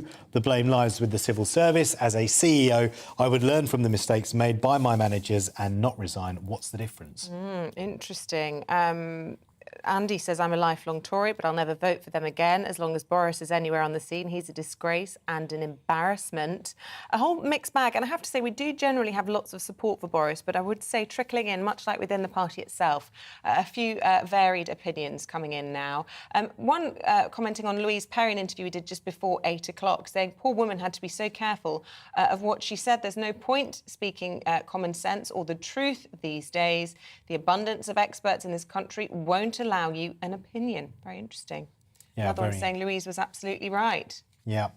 gbviews@gbnews.uk if you want to feed back to us on anything we're talking about on the programme this morning. As I said, we're speaking to the Deputy Prime Minister, joining us at around about 10 to 9, so we'll talk to him more about what Lord Gate had to say. In the meantime, stay with us. We're also going to go through the papers with David Mellor and Claire Muldoon after this. Hello, it's another day of sunshine and showers across the UK on Wednesday, with scattered showers, particularly across central and eastern parts. Still some sunshine in between, and actually improving picture across many western areas. If we look at the pressure pattern then, quite a messy picture, but low pressure is still dominating across the UK. This weather front here has just pushed its way southeastwards overnight, so that's brought some more persistent rain across many northern and western parts overnight, and still affecting central areas as we start the day. Continue to track its way eastwards, but as it does so, I think it will break up so there'll be more showery in nature with some sunshine in between. Once again, showers developing elsewhere across many central and eastern parts of the UK. Again, these could be heavy with a risk of hail and thunder, but still with some sunny spells in between. But as I said, it's an improving picture across much of Scotland, Northern Ireland, Wales and South West England. It should turn largely dry and fine through the afternoon, and with light winds once again, it should feel pleasantly warm in the sunshine. Highs of 19 degrees there in the south, cooler though further towards the north. As we move through the rest of Wednesday into the evening and overnight, then many of those daytime showers will fade away, and that will leave it largely dry across the board as we head through the night. Again, the risk of one or two mist and fog patches, particularly across eastern parts of England where we saw those daytime showers. But again, with those light winds, it will turn chilly once again. These are temperatures in towns and cities, but in more rural spots, it will turn rather chilly, with temperatures falling into low single figures in one or two areas. So under those clear skies, we're going to have a fine start on Thursday morning. Of course, the start of the bank holiday weekend, and staying fine across many areas throughout the day. We could see some cloud bubbling up, and that could lead to one or two showers across northern England, southern Scotland, and the risk of some more persistent rain across Northern Ireland later. But as I said, largely dry and fine, and in that sunshine, a warmer day to come. We could see 18 degrees there in Glasgow and 22 degrees there in London, which I think will feel very warm indeed in that sunshine. A quick look ahead to the rest of the bank holiday weekend. Then lots of dry, fine weather to come, plenty of sunshine, particularly across northern areas, but there is still the risk of some showers, particularly across the south. We're still firming up on the details, but in that sunshine, feeling warm.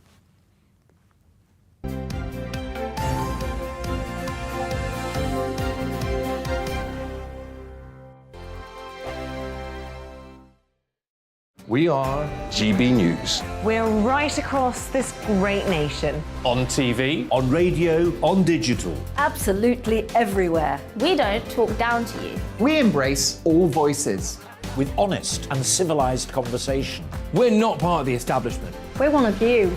And we're only getting started. Join us on GB News, the People's Channel, Britain's news channel. Every morning from 6 o'clock, we'll wake you up with GB News Breakfast with all the stories you didn't know from the night before. So whether it's serious news, entertainment, or your own views from all over our great nation, we're here to kick off your day with a smile. The national media should be reflecting and reporting what's happening here. You will notice the northwestern accents. Whether you're with us on TV, radio, or online, every morning, it's breakfast from 6 a.m. Hope you can join us. Join us for Ministry of Offence, the comedy panel show that's just like the news, in that the left fights the right and it doesn't really seem to matter who wins. We cover the big stories. It was in fact a troop of baboons and not angry vegans. I like that. And the really important stories. Fat naked cow gets stuck in swimming pool. It's a headline in a lot of local newspapers. Yeah. We're on the same team, Nick. Yeah, but I'm just helping you. Join us for Ministry of Offence, Saturday nights, 8 o'clock on GB News. I'm I'm Dan Wootton. Join me Monday to Thursday from 9 to 11 for the feistiest and most fun news debate on TV, where free speech reigns. I'll bring you a sharp take on the day's biggest stories, bombshell newsmaker interviews, and A-list guests. And I guarantee you, no spin, no bias, no censorship, and no reason to go to bed. That's Dan Wootton Tonight, Monday to Thursdays from 9 on GB News.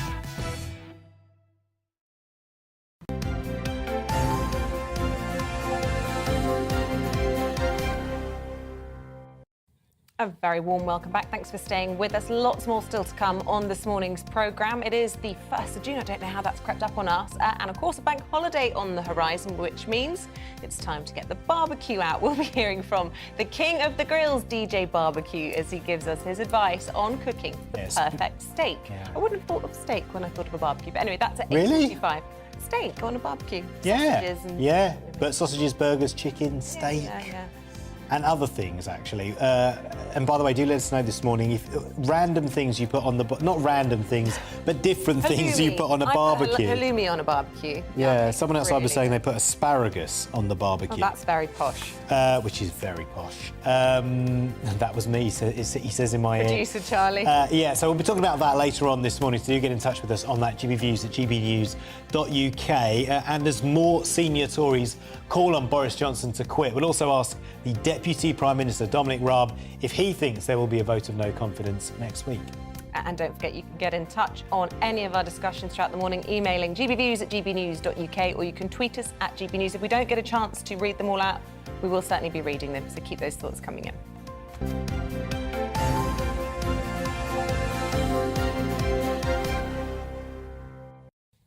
Now, how much safer do you feel when you see police officers on the streets? The new Chief Inspector of Constabulary, Andy Cook, has said that police officers need to be much more visible in their communities and focus on putting doors in to catch people if they want to win back the trust of the public. Well, his comments come at a time when policing in England and Wales is under more scrutiny than ever, following, of course, a series of high-profile criminal cases involving police officers and concerns about how the forces are dealing with issues affecting women and minorities. Well, let's speak to former Scotland Yard detective Peter Bleksley for his thoughts on all this. Good morning to you. Good morning. Lovely to see you. Can we talk about this phrase, first of all, putting doors in to catch people? It sounds like police speak. Is that referring to knocking doors down and dragging people from their beds and the like? It most certainly is, and it gives me enormous pleasure to be here discussing a good news policing story. Yeah. It makes a refreshing difference.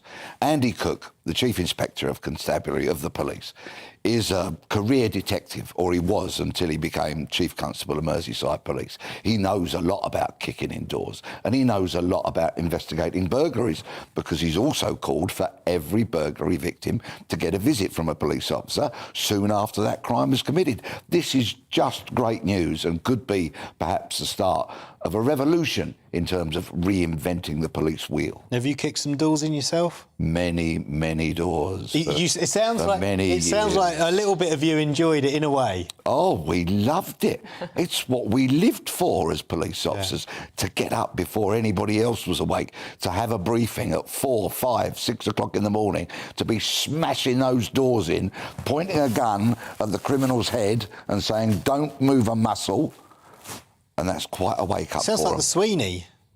There was large elements of that. I was there being a detective during the time when Sweeney was on the television, as was Mr. Cook. He joined the police in 1985. He knows about what needs to be done, and his comments about neighbourhood policing being crucial and him wanting to see an emphasis on that, again, is such great news, because neighbourhood cops who really engage with the community that they serve will return to the station at the end of a shift awash with tea and awash with information. Awash with tea. Interesting point you make. Last time I saw any bobbies in my little local community, they were getting coffee and sitting at the cafe. And I don't know if the statistics agree with this idea that more bobbies on the beat, more police visibility, lower crime. Is there a correlation, do you think, or does it just make people feel safer? It makes people feel safer. But does it actually make them safer? Well, it's very difficult to measure, you see, because that's what target-driven policing and why it was so destructive. Because a neighbourhood police officer might go out and spend their entire shift talking to people, finding things out that certain people don't want them to know, engaging with that community, reassuring them. So when they return to the police station and a supervising officer might say, well, how many people have you arrested today? Or how many crimes have you prevented? You simply cannot answer how many crimes you prevented because you don't know. But you should be able to say, well, I found out this, that and the other, and as a consequence, investigations are going to be moved forward and criminals are going to get caught. Aside from reinforced doors and double locks, is there a reason why more doors aren't being kicked in by the police? Well, as Mr. Cook alludes to, you know, there's been a bit too much PR and kissing babies, which was his expression, not mine. And I think the police have been distracted in recent years. There's been too many dance routines by police officers. There's been too many painting of police cars in rainbow colours and flag holding by officers, just doing PR. The public don't want that. They want to be kept safe and they want bad people locked up. Those are the core tenets of policing, and it's really not that complicated. Yeah, and look, for police officers who, you know, like you when you were in the force, you know, really took pride in your work and enjoyed it and wanted to make the streets safer, how demoralising has the recent kind of narrative around criminal officers, the whole Wayne Couzens thing? I mean, people sort of started to look at some police officers like many people look at Catholic priests with an air of suspicion when they were supposed to be revered. The overwhelming majority of police officers that work on the front line and will come to our aid when we dial 999 are wonderful people. There are, of course, some who sully that reputation for all of them. And yes, morale is on the floor, unfortunately, for so many police officers. But now we've got Andy Cook standing up, coming out with statements like this. I would point out that it appears to me that his tongue is a lot freer these days because he doesn't actually have a police force to lead, because he's now the inspector as opposed to being a chief constable. But this is a good thing. I hope that other chief constables will follow his lead, will speak courageously, will say to politicians, sort out the mental health services, sort out the social services so that our police officers are not engaged on that kind of work. That is not policing. Catching criminals is. Yeah, and just finally, does the government need to put more money into frontline policing? Do we need more police officers? That's often the criticism. Well, yes, we do, and there's a big recruitment drive going on, but the mental health and social services, they need shaking up. They need to work out of office hours and they need to lighten the load for our courageous cops. Yeah. Fantastic. Lovely to talk to you, Peter Blexley, a former Scotland Yard detective with a positive story today. Thank you so much. Yeah, thank you. Stay with us. We're going to go through the papers with David Miller and Claire Muldoon, and we'll be speaking to the Deputy Prime Minister, Dominic Raab. He's still to come after this.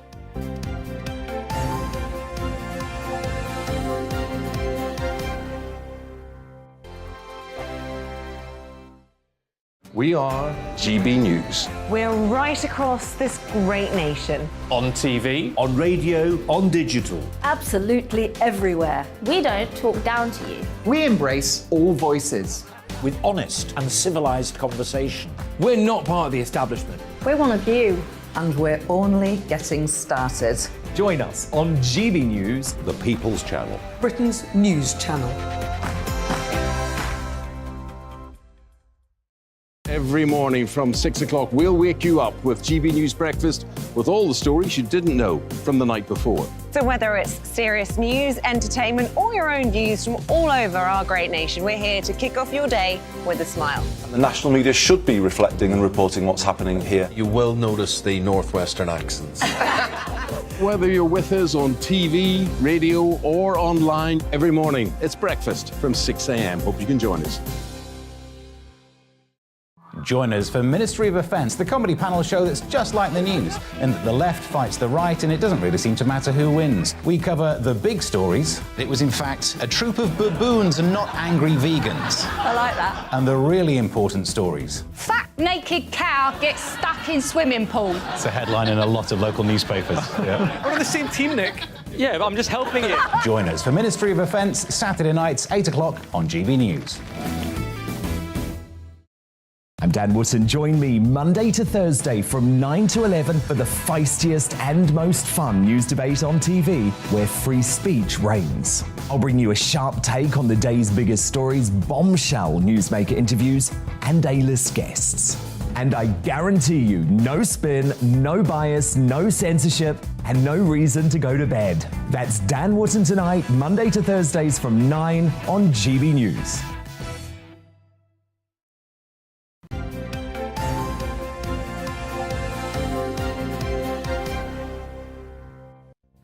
It is 8:36. You're watching GB News Breakfast. Good to have you with us this morning. Let's bring you up to date with what is happening this morning. The first flight carrying migrants from the UK to Rwanda will take place on June the 14th. Home Secretary says she expects attempts will be made to delay the process, but she says she will not be deterred. The Transport Secretary, Grant Shapps, is demanding a meeting with airline bosses to find out what's gone wrong. It's as flight cancellations cause travel chaos at several airports across the UK. Shop prices grew at 2.8% in May. That's the fastest rate in more than a decade. The British Retail Consortium says the situation's likely to get worse before it gets better, with prices continuing to rise. Bradford has been named as the UK's next City of Culture. The Yorkshire city beat off the competition to take over the title from Coventry in 2025.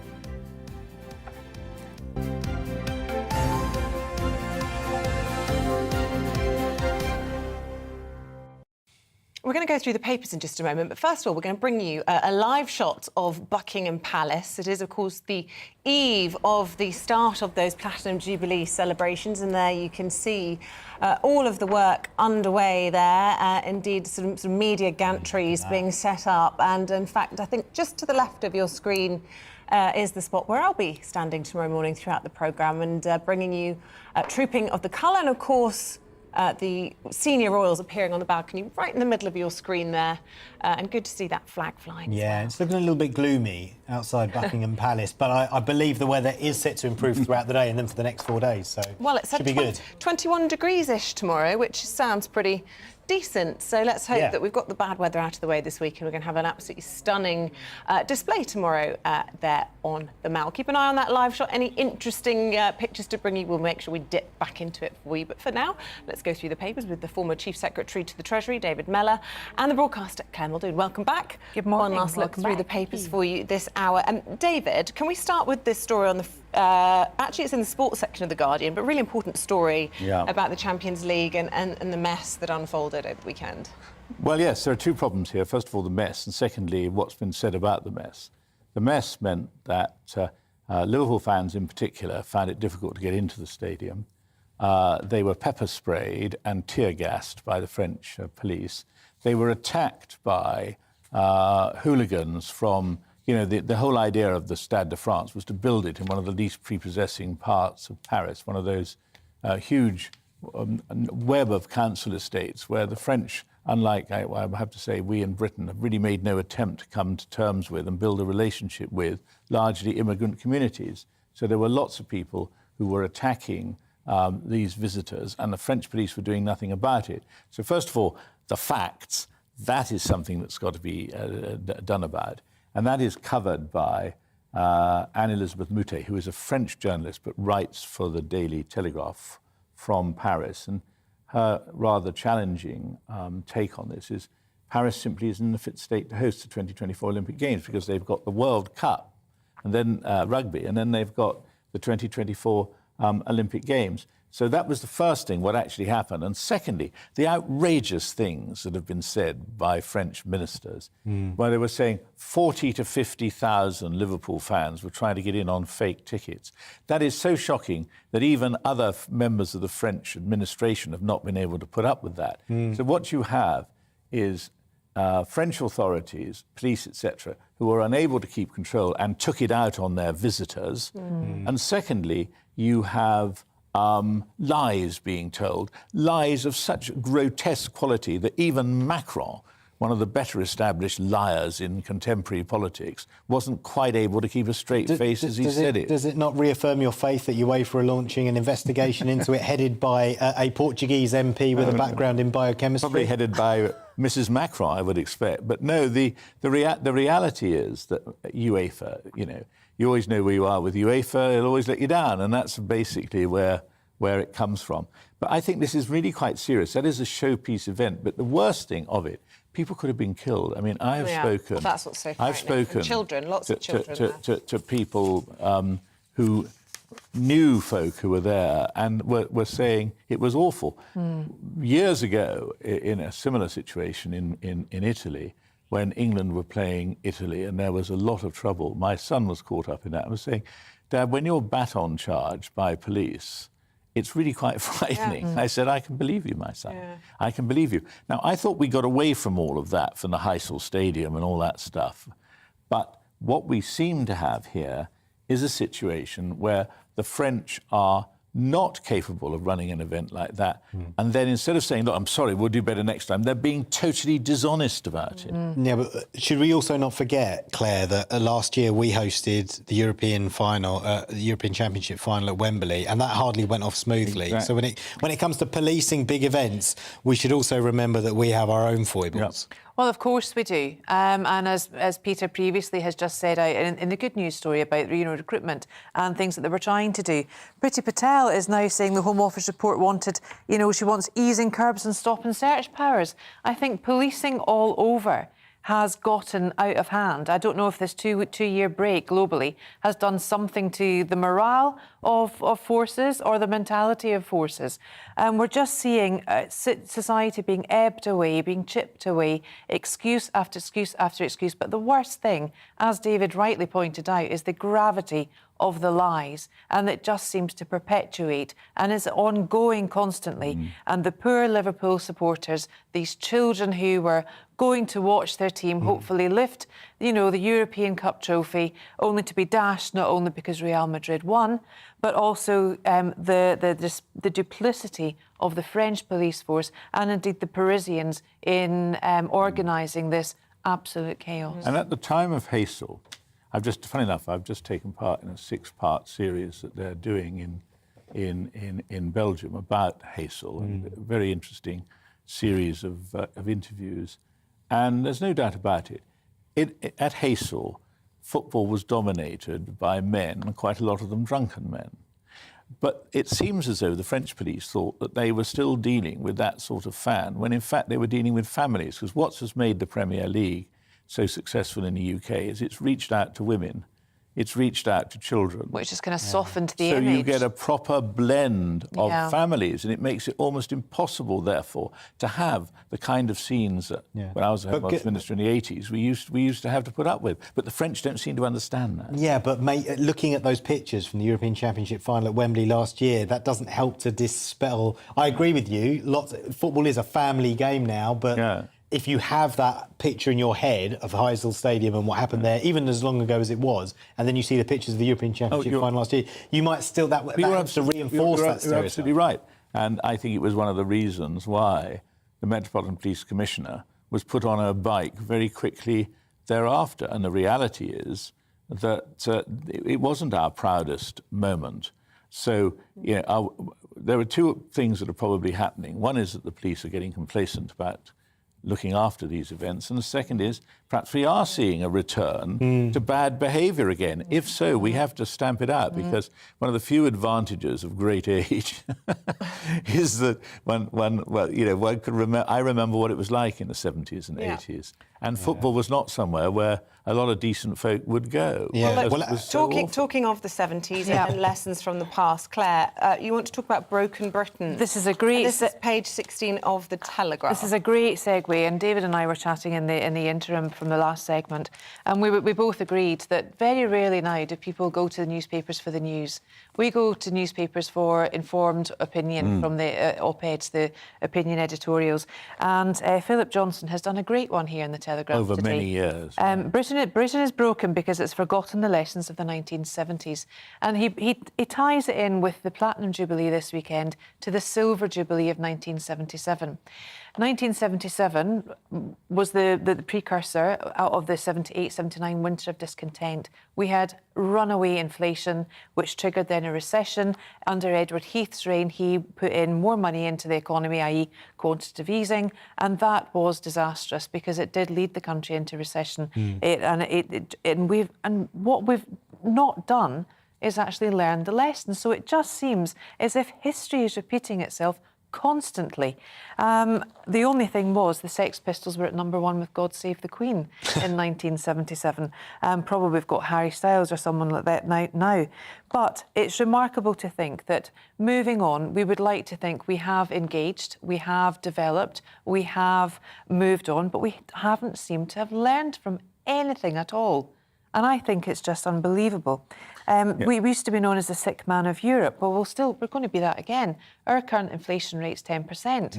Interest rates will go high. The only thing we don't have is rising unemployment. But isn't this part of economics, David? This is about cyclical events, and this is just what happens. And it's also about not learning, about learning the lessons of history. I mean, it's interesting that a former governor of the Bank of England, who was there for a decade, was extremely critical of the current governor of the Bank of England, Andrew Bailey, for actually printing a lot of money during the course of last year, which has fueled inflation. And I think that the Bank of England's only got one job to do now, and that's to control inflation. And it doesn't seem that one job they're taking to very well. I want to ask you, as a former Chief Secretary to the Treasury, a little bit about what Rishi Sunak announced last week. And in the context of everything that's going on with Boris Johnson at the moment, we've got the Deputy Prime Minister Dominic Raab coming on in a moment, and I'll be asking him about that, because there is a theory that the right of the party, the Andrea Leadsom type wing, have suddenly come out a week after the Sue Gray report, not necessarily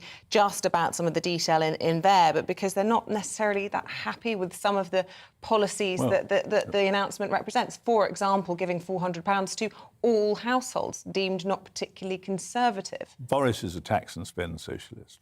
Boris is not a conservative at all. And when it gets to the economy, Boris is, if there's a problem, throw money at it. Now, if that was the way to solve Britain's problems, there'd be statues on every village green to Dennis Healey and Harold Wilson, because that's what they tried to do. And I think that, on my watch, I was lucky. It was on my watch. I didn't actually do that much about it. But when I was Chief Secretary 30 years ago, the share of the national cake that was consumed by the state was the lowest ever. Now it is up by leaps and bounds because so much money has been spent. I mean, billions and billions tipped into... But we have had a pandemic. You didn't have to deal with a pandemic. I mean... No, but hang on a minute. There's a pandemic. But does it help the pandemic that money is thrown at businesses where there is billions of pounds of fraud? Does it help the pandemic that money is paid out on a sort of, well, we're going to put a lot of money in this problem and solve it? I think if spending money was the answer, I suspect, if ever, but they won't dare do it, if ever there's a proper investigation into what was done and the cost of it, the government will have to suppress it because it will tell a dreadful story of treating public money like a free good. Like a board of monopoly, monopoly. I guess the government would say it did what it had to do in a difficult time, and you wouldn't know what you would have had to have done when you were in government. Listen, guys, thank you so much for joining us this morning. Really appreciate your time. Time's thank you. flying. Must be having a good time. Thank you, David. We'll see you again next Wednesday. Thank you very much, both. Yeah, and do keep your emails coming in, by the way. gbviews@gbnews.uk. It is 8:49. Let's bring you up to date with what else is happening this morning. Well, the Prime Minister, as you've been hearing, he's facing criticism from his own ethics advisor over his handling of the Partygate scandal. Lord Geidt says Boris Johnson's fixed penalty notice may have breached the ministerial code and is now questioning the PM's willingness to take responsibility for his own conduct. The Transport Secretary, Grant Shapps, is demanding a meeting with airline bosses to find out what's gone wrong. It says flight cancellations caused travel chaos at several airports across the UK. The first flight carrying migrants from the UK to Rwanda will take place on June the 14th. The Home Secretary says she expects attempts will be made to delay the process, but she will not be deterred.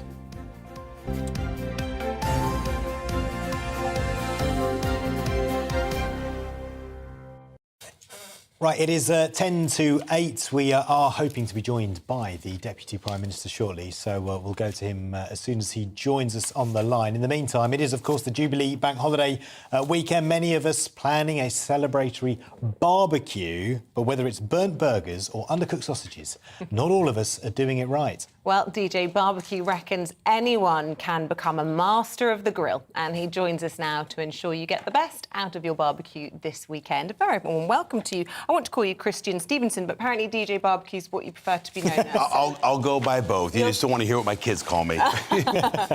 Look, so what are your top barbecuing tips then for this weekend? Because plenty of us are going to be slaughtering and destroying the odd thing on there. Well, I always say set up your grill for indirect cookings. That way you've got kind of different temperature zones. You know, charcoal over here, no charcoal over here. And that way, when you don't burn your food, you get the color, move it to the indirect side, put your lid down, turn your outdoor grill into an outdoor oven. That's a great way to cook. Also, cook the temperature, not the time. Everybody's always like, oh, how long do I cook this steak for? Well, I don't know where your grill is. I don't know what kind of fuel you have. I don't know how thick your steak is. So invest in a probe. But if you don't have a probe, a temperature probe, you can always kind of touch your steak and if you touch here with the thumb and this finger together, that is like a rare steak, medium rare, medium well, and well done. I don't understand what you mean. So when you touch your steak, it feels really soft when it's raw. It feels like that. Yeah. But if you do, if you go here, that's rare. If you touch your steak when it's cooking it, it's a bit more. Surely you shouldn't be teaching anyone how to do it well done. That's just.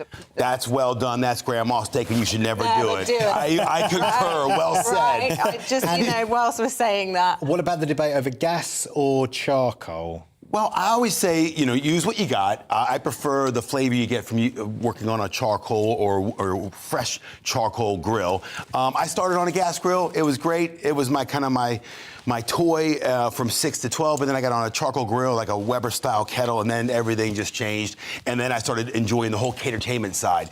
Good food, good music, some nice wines, and yeah, music, really. Food, music, wine, and people. What's more to life? No, Honestly, nothing. There's nothing better. For me, the two keys to a good barbecue, marinating your meat, which ideally overnight, and burnt sausages. I love it cindered so that it looks, just inedible. I like. Oh, good. I thought I was going to be humiliated. There was a barbecue guy that I like. He said, I like my food on the right side of burnt. And I like a kind of a burnt sausage. I even put a lot of my vegetables, like root vegetables, like onions, in the coals because they have a natural wrapper. Right. I just do dirty onions right in there because you only have so much. The onion whole. Before I start to cook, I throw a bunch of big Spanish ones in there, or maybe some red ones. Get them in the coals, and then let them cook for about an hour if they're big, an hour, and then pull them out, let them rest. Take off that wrapper. You've got these beautiful. It takes away kind of that pungency and it kind of makes them more sweet and savory. Yeah. If you don't mind me asking, where are you from, DJ Bob? I'm from Maryland. Right. Washington, D.C., East Coast America. My barbecue's Carolina influence, and Iowa, Missouri, where my father's from. I came over here about 20 years ago, and I've been enjoying the barbecue ride because I think the UK has gone barbecue crazy. They are, there was a team called Bunch of Swines who won the World Barbecue Champs about 5 years ago. You guys are killing it, man. Yeah. But barbecues over here are very different to barbecues in the States. I'm thinking as well the Great British Barbecue. It wouldn't be a Great British Barbecue without it raining during the barbecue. That's not something you get often in the States. That. How do you deal with that? It's not called rain. It's called liquid sunshine, sir. I just try to turn everything around. You do just emanate positivity, energy, something we've been lacking a little bit on the show this morning. It's all a bit downbeat.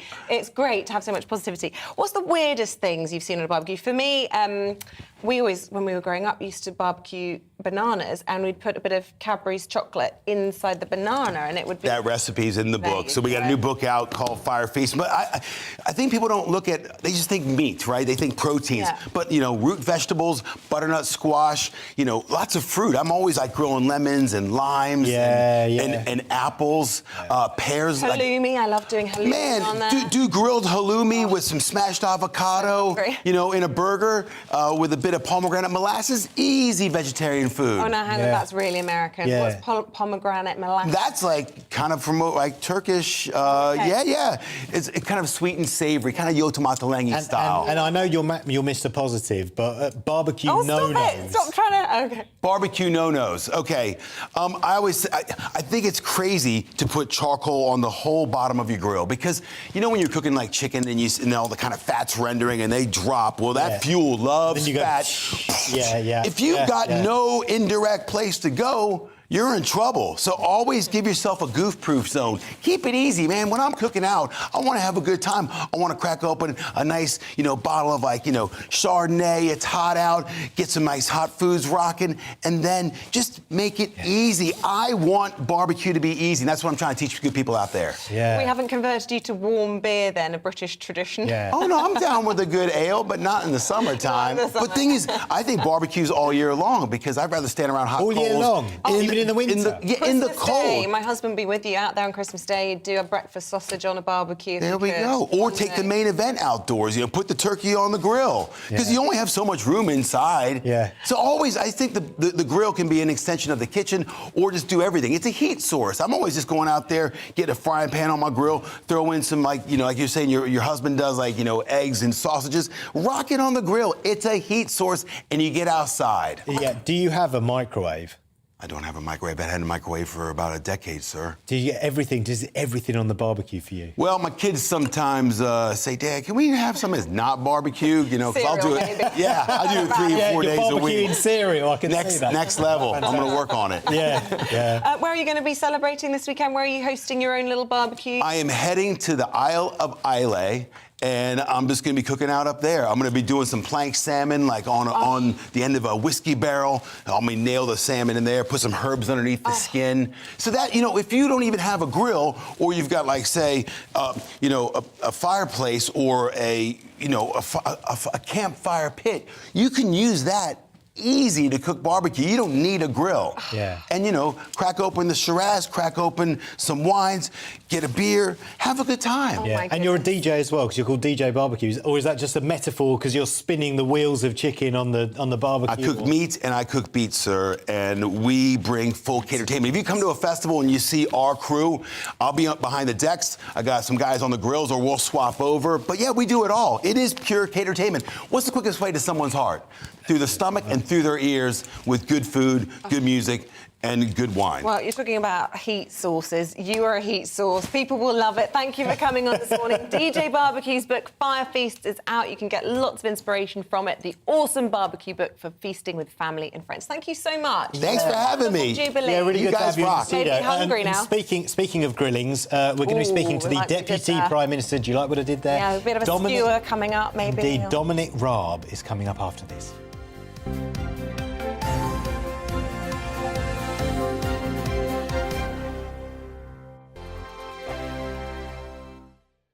We are GB News. We're right across this great nation. On TV. On radio, on digital. Absolutely everywhere. We don't talk down to you. We embrace all voices with honest and civilised conversation. We're not part of the establishment. We're one of you.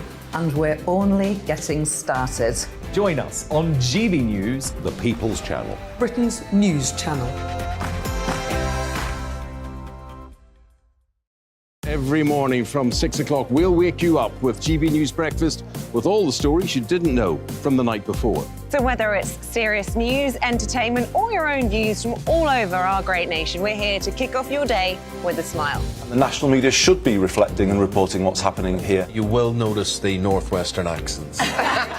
Whether you're with us on TV, radio, or online, every morning, it's breakfast from 6 a.m. Hope you can join us.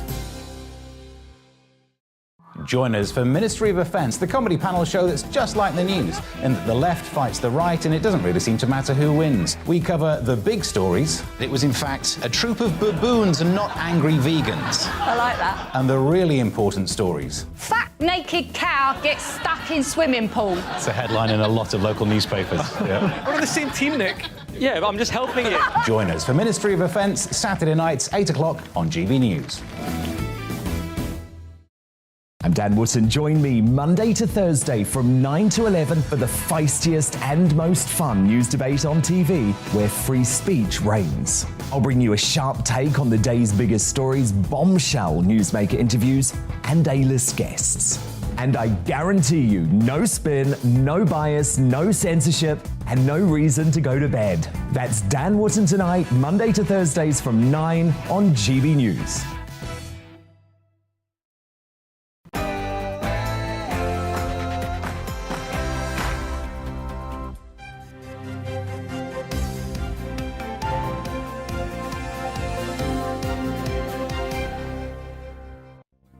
The government hits back at Tory rebels as the Prime Minister's ethics chief reportedly threatens to resign. Good morning, it's 9 o'clock on Wednesday, the 1st of June. This is Breakfast on GB News with Isabel, Webster and Paul Hawkins. Here's what's leading the news this morning. Cabinet sources have hit out at Tory rebels, accusing them of ruining the party's chances at the next general election, amid reports that the PM has been calling his own MPs to shore up support. It comes as Boris Johnson prepares plans to hold monthly pandemic-style press conferences on the economy in a bid to tackle the cost of living crisis. The Transport Secretary Grant Shapps is facing a showdown with aviation chiefs as travel chaos worsens across the country. Passengers at Heathrow yesterday said they had never seen such long queues. And on the eve of the Queen's Platinum Jubilee, we'll be taking a look at how some of you are preparing to celebrate around the country. Don't forget you can join in any of our conversations this morning by emailing gbviews@gbnews.uk, or you can drop us a tweet at GB News. And a little reminder, you can always subscribe to the GB News channel on YouTube. It's free and you can get all the latest on the big stories everyone's talking about.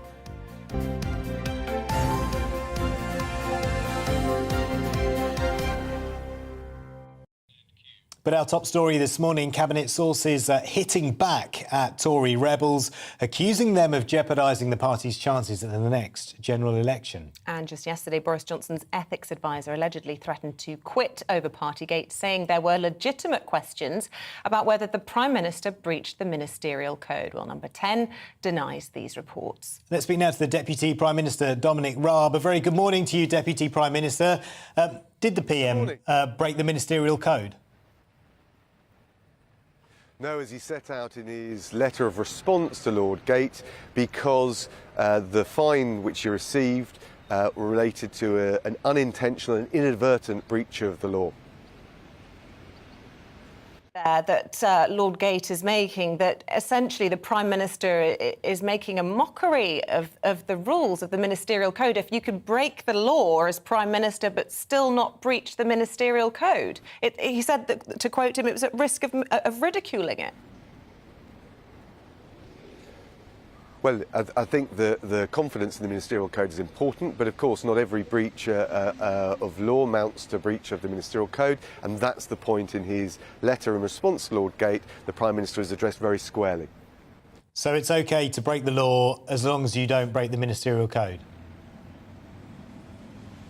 No, it's not OK, which is why the Prime Minister apologised, why the overhaul of the Number 10 operation took place, and why the PM has addressed and engaged and responded to all of the different tracks of this, from the Metropolitan Police inquiry, the Sue Gray inquiry, and his response to Lord Gate. And do you think the Prime Minister has done enough to persuade your party on this? He's in real trouble now, isn't he? Well, I think we always hear from the dissenting voice in the media, but what I can tell you is obviously over 350 Conservative MPs. The vast majority of them, when they talk to me, want to see us on the front foot, dealing with the cost of living challenges. The Chancellor announced a £15 billion package last week. There's going to be tax cuts on national insurance in July, £330.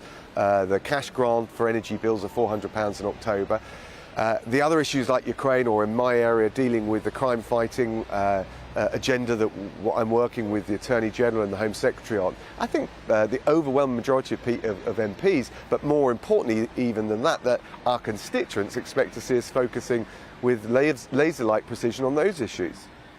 A lot of people think that the ministerial code is a little bit of a joke, given that the Prime Minister has the ultimate say on whether an investigation should take place into himself. He's the judge and jury. Is it not time to maybe bring in a proper independent advisor on ethics, that they have the final say, not the Prime Minister, so the Prime Minister can be held to the same standards as everyone else?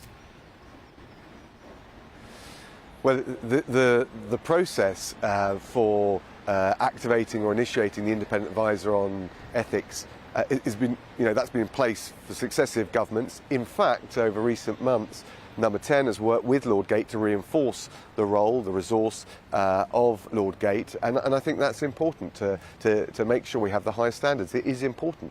Yeah, but Lord Gates says that the Prime Minister is not listening to him effectively. He said that the Prime Minister should set out why he thinks he didn't break the ministerial code, and he says the Prime Minister hasn't done that and that he needs to do that, and that's why he's effectively threatened to resign. Well, sorry, the question of whether he threatened to resign is just media speculation. But on the question of the specific points, the PM has addressed that in the way I described in a letter to Lord Gate, so squarely addressing those two particular points. And talking of media speculation, I mean, you suggested that these rumours that the Prime Minister might have a vote of no confidence was also just that. Are you confident then that come next week, once recess is over, there won't be a vote of confidence? Because we're hearing from many sources that perhaps the 54-letter threshold has now been reached, but it's being delayed because of the Jubilee celebrations. Well, of course, it's only Graham Brady, the chair of the 1922 committee, that will know, but I'm confident that the overwhelming majority of MPs that I talk to want to see us focused on the job at hand, the cost of living, the situation in Ukraine, the crime-fighting agenda, the skills agenda, and so I think it's very unlikely we'll see a leadership challenge. OK, interesting. So you just to be clear then, you don't think that will happen next week? No. It's difficult to talk about the things that matter to people, such as the ongoing cost of living crisis, when the Prime Minister's integrity is continually called into question. First of all, with the police investigation, then the Sue Gray investigation. You've got the Privileges Committee that's also got an investigation, and now you've got this intervention by Lord Gate. There continues to be questions that are asked about the Prime Minister's integrity, which means that government can't get on with the business of trying to solve the country's problems. There's no doubt, and I think it's a fair challenge, that this has been a distraction and there's significant issues at play, but that's why, through the Sue Gray report, the Met investigation, now Lord Gates' letter, the PM has answered and addressed all of them at length. I do think your viewers, my constituents, the public at large, expect us to be really focused on those bread and butter issues, the cost of living, what we're doing on that.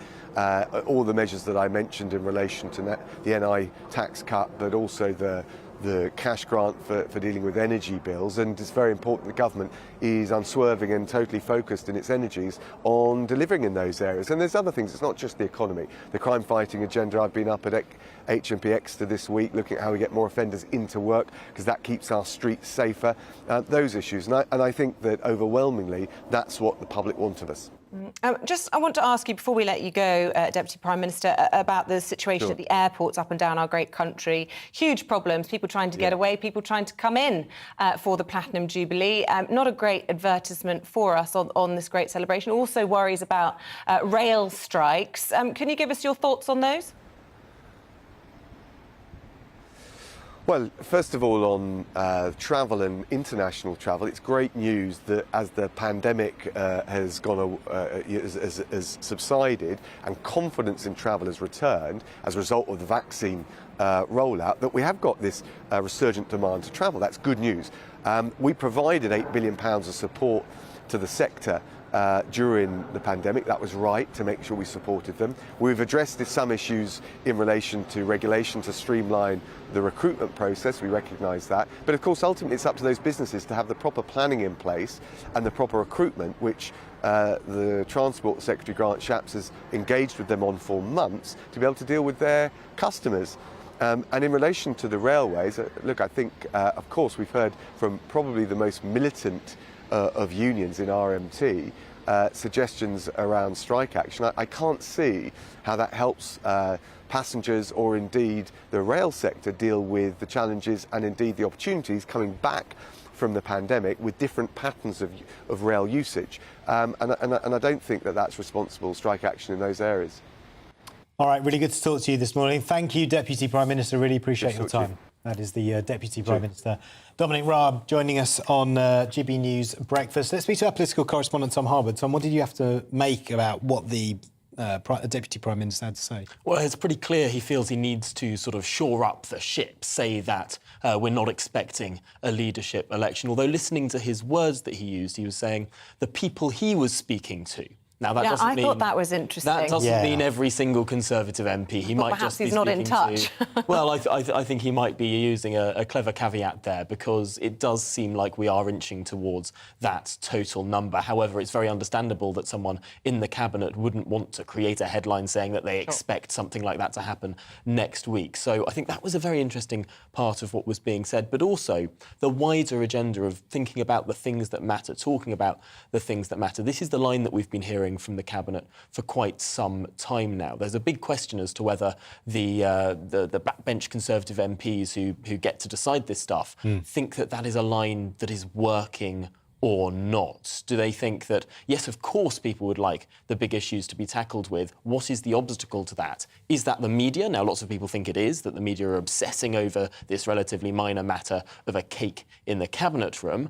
Or is it actually the Prime Minister who's the block to talking about the big issues because there was this obfuscation over Partygate for so long? Yeah, so there's that wrestle between the media and Number 10 over the narrative. That's effectively what we're seeing. Yes, I think that's exactly what we're seeing. And ultimately what you have is two sides who are speaking almost cross purposes, saying, well, of course we want to talk about the big issues that the country faces. There are big issues to get on with. Now, on one side, people say, well, of course, the only way to do that is by shutting up about Partygate and moving on. Get over yourselves. And then the other half say, well, the only way to get over Partygate is to get rid of the Prime Minister. And both of these sides are making, in effect, the same argument, but in a very different way. Yeah, but I would point out that those people in the media who are questioning the narrative from the Prime Minister are doing so off the back of Conservatives, Brexiteers, stalwarts and faithful Boris supporters like Andrea Leadsom now coming out publicly and saying that his integrity was in question. Heavyweights like William Hague, former Attorney General as well, amongst those who've publicly condemned the Prime Minister. And I think certainly from the email inbox as well, a small sample of what's going on out there in terms of, you know, the right of the country is that there seem to be more people questioning that narrative. Yes, it's clear that this is no longer sort of a Remainer plot to dislodge the Prime Minister. There are people who would rather the Prime Minister gone for a number of reasons. Now, it's very hard to read into those reasons. Of course, this is a government that has raised taxes. This is a government that has succumbed to pressure on windfall taxes, on a splurge of £15 billion in spending to help people with energy bills, spending £15 billion when even the Labour Party was only asking for the government to spend £2 billion.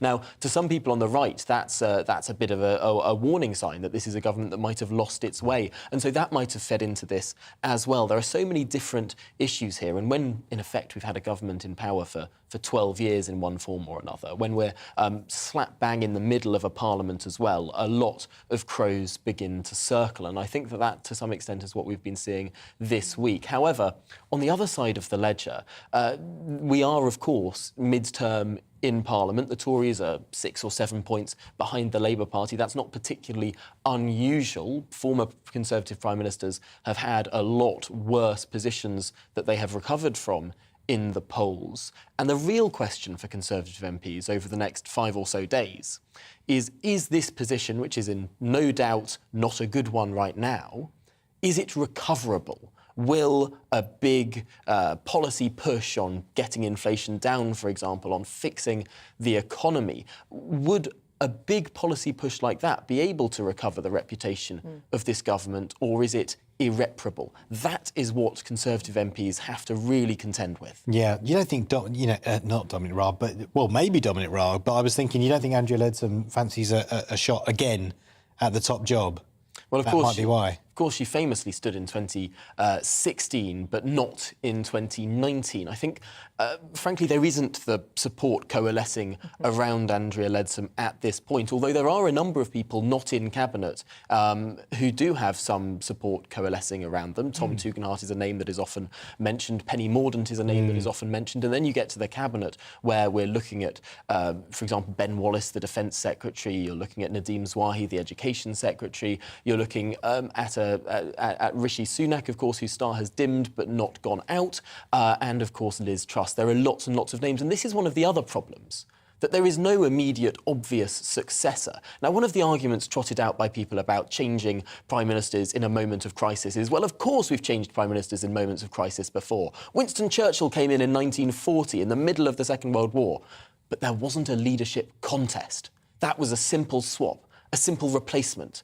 And I think there's a difference between a simple swap where there's an individual that the party or the parliament as a whole, as was in that case, has coalesced around one individual saying this is the person that must take us forward to get us out of this. That's a very different prospect to we must turn ourselves into a leadership election where there are 5 or 6 or 7 different candidates, none of whom is the immediate front runner, and we're going to sort of tear chunks of it out of each other for the next 3 months and try and find out what's going on. 3 months is how long it would be, a leadership contest? Well, it depends. Different stages. I mean, this is up to the 1922 committee to exactly set out. So, for example, in 2016, it was meant to be a very long one because David Cameron wanted to go to a NATO summit. Well, that was in the end cut short because Andrea Leadsom dropped out. But these things are set by the 22. Right. Interesting. Always good to talk to you, Tom. Thanks very much. Thank you. Tom Harwood, our political correspondent. Coming up, we'll be live from Aylesbury as the final preparations for the Queen's Platinum Jubilee pageant take place. Get your bunsing out.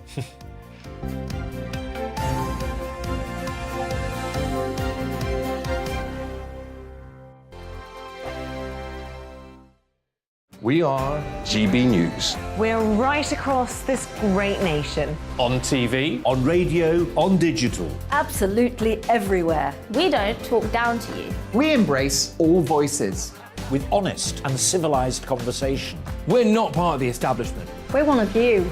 And we're only getting started. Join us on GB News, The People's Channel. Britain's news channel. Every morning from 6 o'clock, we'll wake you up with GB News Breakfast with all the stories you didn't know from the night before. So whether it's serious news, entertainment, or your own views from all over our great nation, we're here to kick off your day with a smile. And the national media should be reflecting and reporting what's happening here. You will notice the northwestern accents. Whether you're with us on TV, radio, or online, every morning, it's breakfast from 6 a.m. Hope you can join us.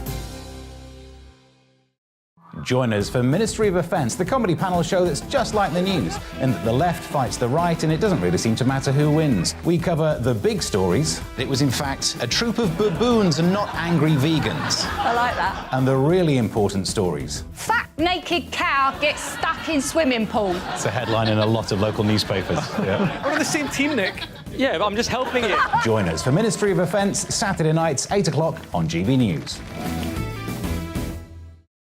I'm Dan Wootton. Join me Monday to Thursday from 9 to 11 for the feistiest and most fun news debate on TV, where free speech reigns. I'll bring you a sharp take on the day's biggest stories, bombshell newsmaker interviews, and A-list guests.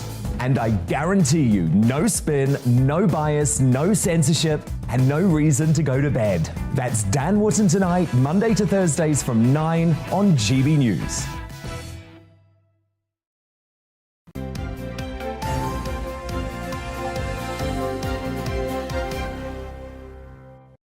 Welcome back to GB News Breakfast with Paul and Isabel. It is 9:18. Tens of thousands of you will be planning parties ahead of the Queen's Platinum Jubilee, and celebrations are already in full swing in the northeast of England. That's right. Our reporter Rachel Sweeney's been doing some party hopping for us in Durham. Tough gig.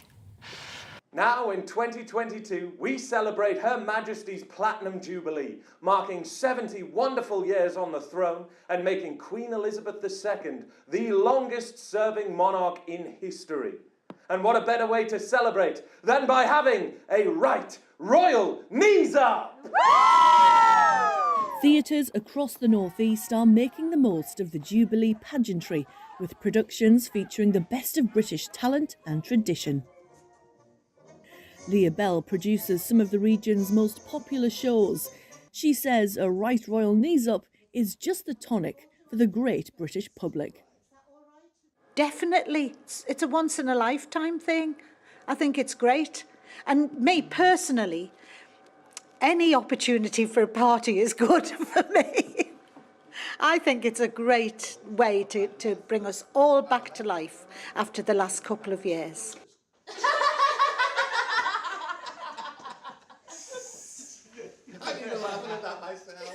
Leading man, Irish comedian Jimmy Cricket, has his own memories of the Queen. You think it's another world when you go back to the 50s when I was a child growing up in Belfast. And we had a shop, and We were Catholics and, it was Protestant neighbours, and they said, could they put bunting in? She even brought us together, over there.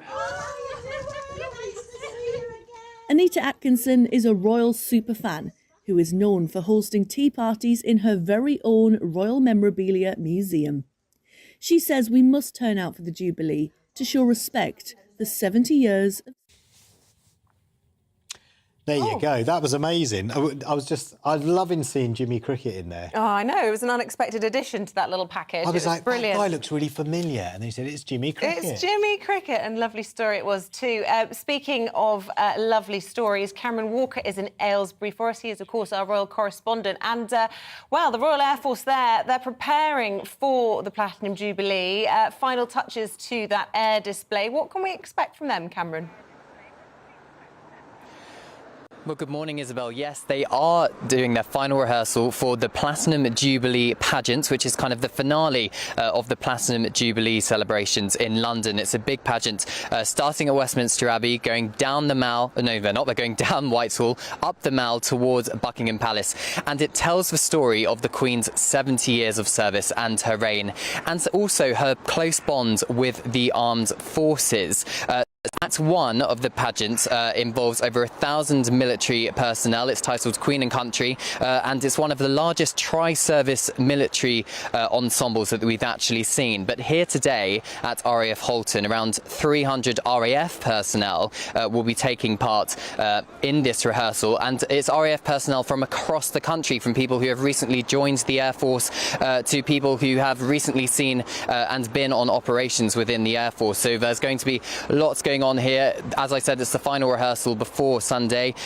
We heard the military band a little bit earlier practicing before we go in and watch the rehearsal. And if you keep up to date with us on GB News throughout the morning, we will bring you updates and lives with all the military colour and pageantry ready for Sunday. To give you a little bit of a sneak peek, Isabel. Speaking of which, Cameron, while we're talking to you, we can also see live pictures of Buckingham Palace as they're setting up for what promises to be a huge occasion on Sunday. Oh, it certainly will be. We've got an entire weekend full of events, starting off with Trooping the Colour on Thursday, that very important... Oh, and we appear to have lost Cameron. That's a shame. Yeah, he was starting with... There he is. Keep going, Cameron. Hello, can you hear me? Yes, so Trooping the Colour, 1st Battalion of the Irish Guards will be...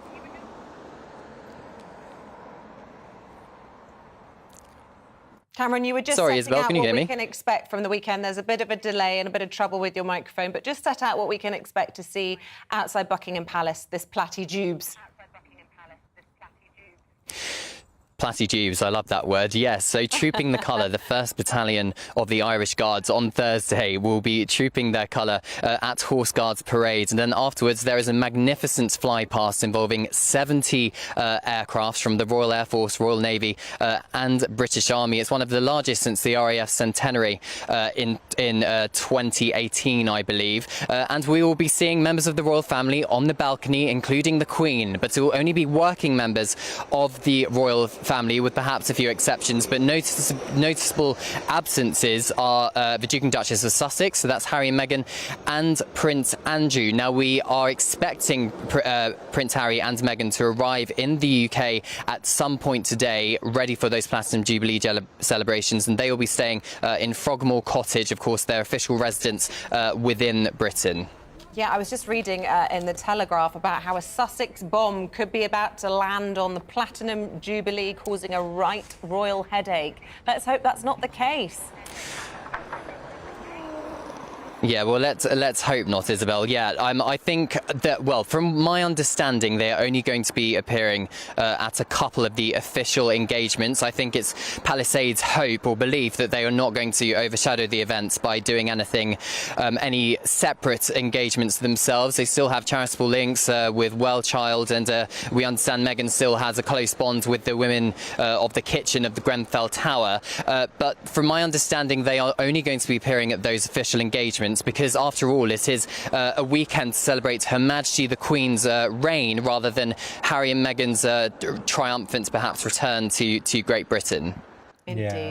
Yeah. Cameron, really good to talk to you. Thank you for that. Really appreciate it. That is Cameron Walker, our royal correspondent. Yeah, busy weekend ahead for him. And So busy. indeed, And for all of us, we're going to be indeed. back. In fact, I'll be on with Stephen tomorrow from outside Buckingham Palace, kick-starting your Jubilee celebrations from 6 o'clock tomorrow morning. Yeah, and I'll be at the Epsom Derby on Saturday and outside Buckingham Palace on Sunday. So I will see you then. Stand by, because Tom Harwood has all the latest political developments in the briefing.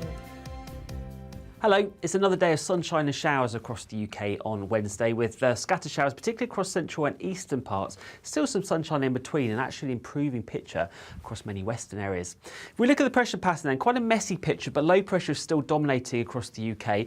This weather front here has just pushed its way southeastwards overnight, so that's brought some more persistent rain across many northern and western parts overnight, and still affecting central areas as we start the day. Continue to track its way eastwards, but as it does so, I think it will break up, so there'll be more showery in nature with some sunshine in between.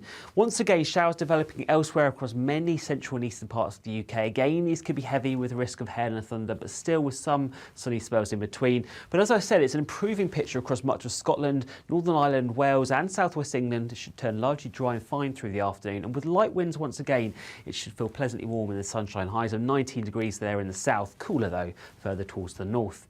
As we move through the rest of Wednesday into the evening and overnight, then many of those daytime showers will fade away, and that will leave it largely dry across the board as we head through the night. Again, the risk of one or two mist and fog patches, particularly across eastern parts of England where we saw those daytime showers. But again, with those light winds, it will turn chilly once again. These are temperatures in towns and cities, but in more rural spots, it will turn rather chilly, with temperatures falling into low single figures in one or two areas. So under those clear skies, we're going to have a fine start on Thursday morning. Of course, the start of the bank holiday weekend, and staying fine across many areas throughout the day. We could see some cloud bubbling up, and that could lead to one or two showers across northern England, southern Scotland, and the risk of some more persistent rain across Northern Ireland later. But as I said, largely dry and fine, and in that sunshine, a warmer day to come. We could see 18 degrees there in Glasgow and 22 degrees there in London, which I think will feel very warm indeed in that sunshine. A quick look ahead to the rest of the bank holiday weekend. Then lots of dry, fine weather to come, plenty of sunshine, particularly across northern areas, but there is still the risk of some showers, particularly across the south. We're still firming up on the details, but in that sunshine, feeling warm. Tonight on GB News, at 6, it's Deebs & Co. 7 o'clock, Farage. At 8, join Mark Stein.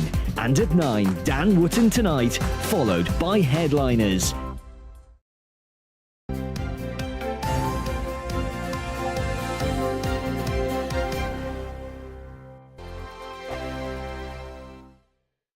We are GB News. We're right across this great nation. On TV, On radio, on digital. Absolutely everywhere. We don't talk down to you. We embrace all voices with honest and civilised conversation. we're not part of the establishment. We're one of you.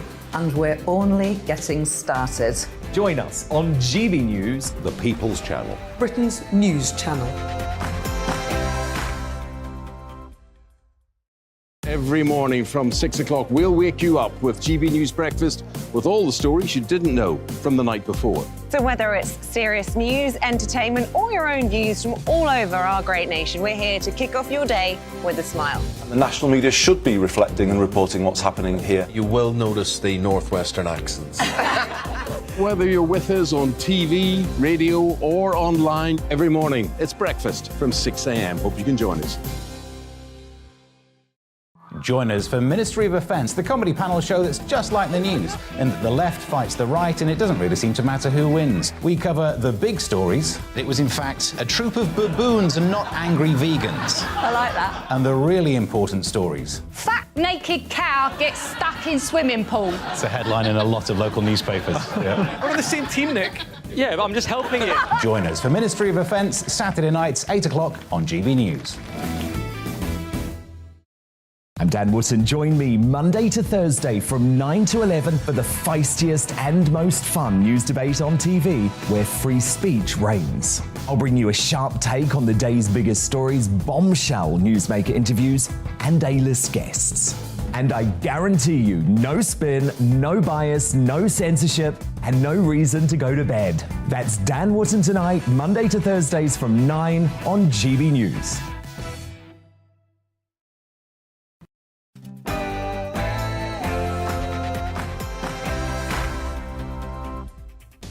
A very good morning to you. It's 9:30 and this is The Briefing with me, Tom Harwood, on your TV and your radio. Today, we're talking Keir Starmer. Was his leadership election the most dishonest in British history? We're talking about economic growth. What is it and why does it matter? And house building. Are the NIMBYs in retreat? All that to come after the headlines.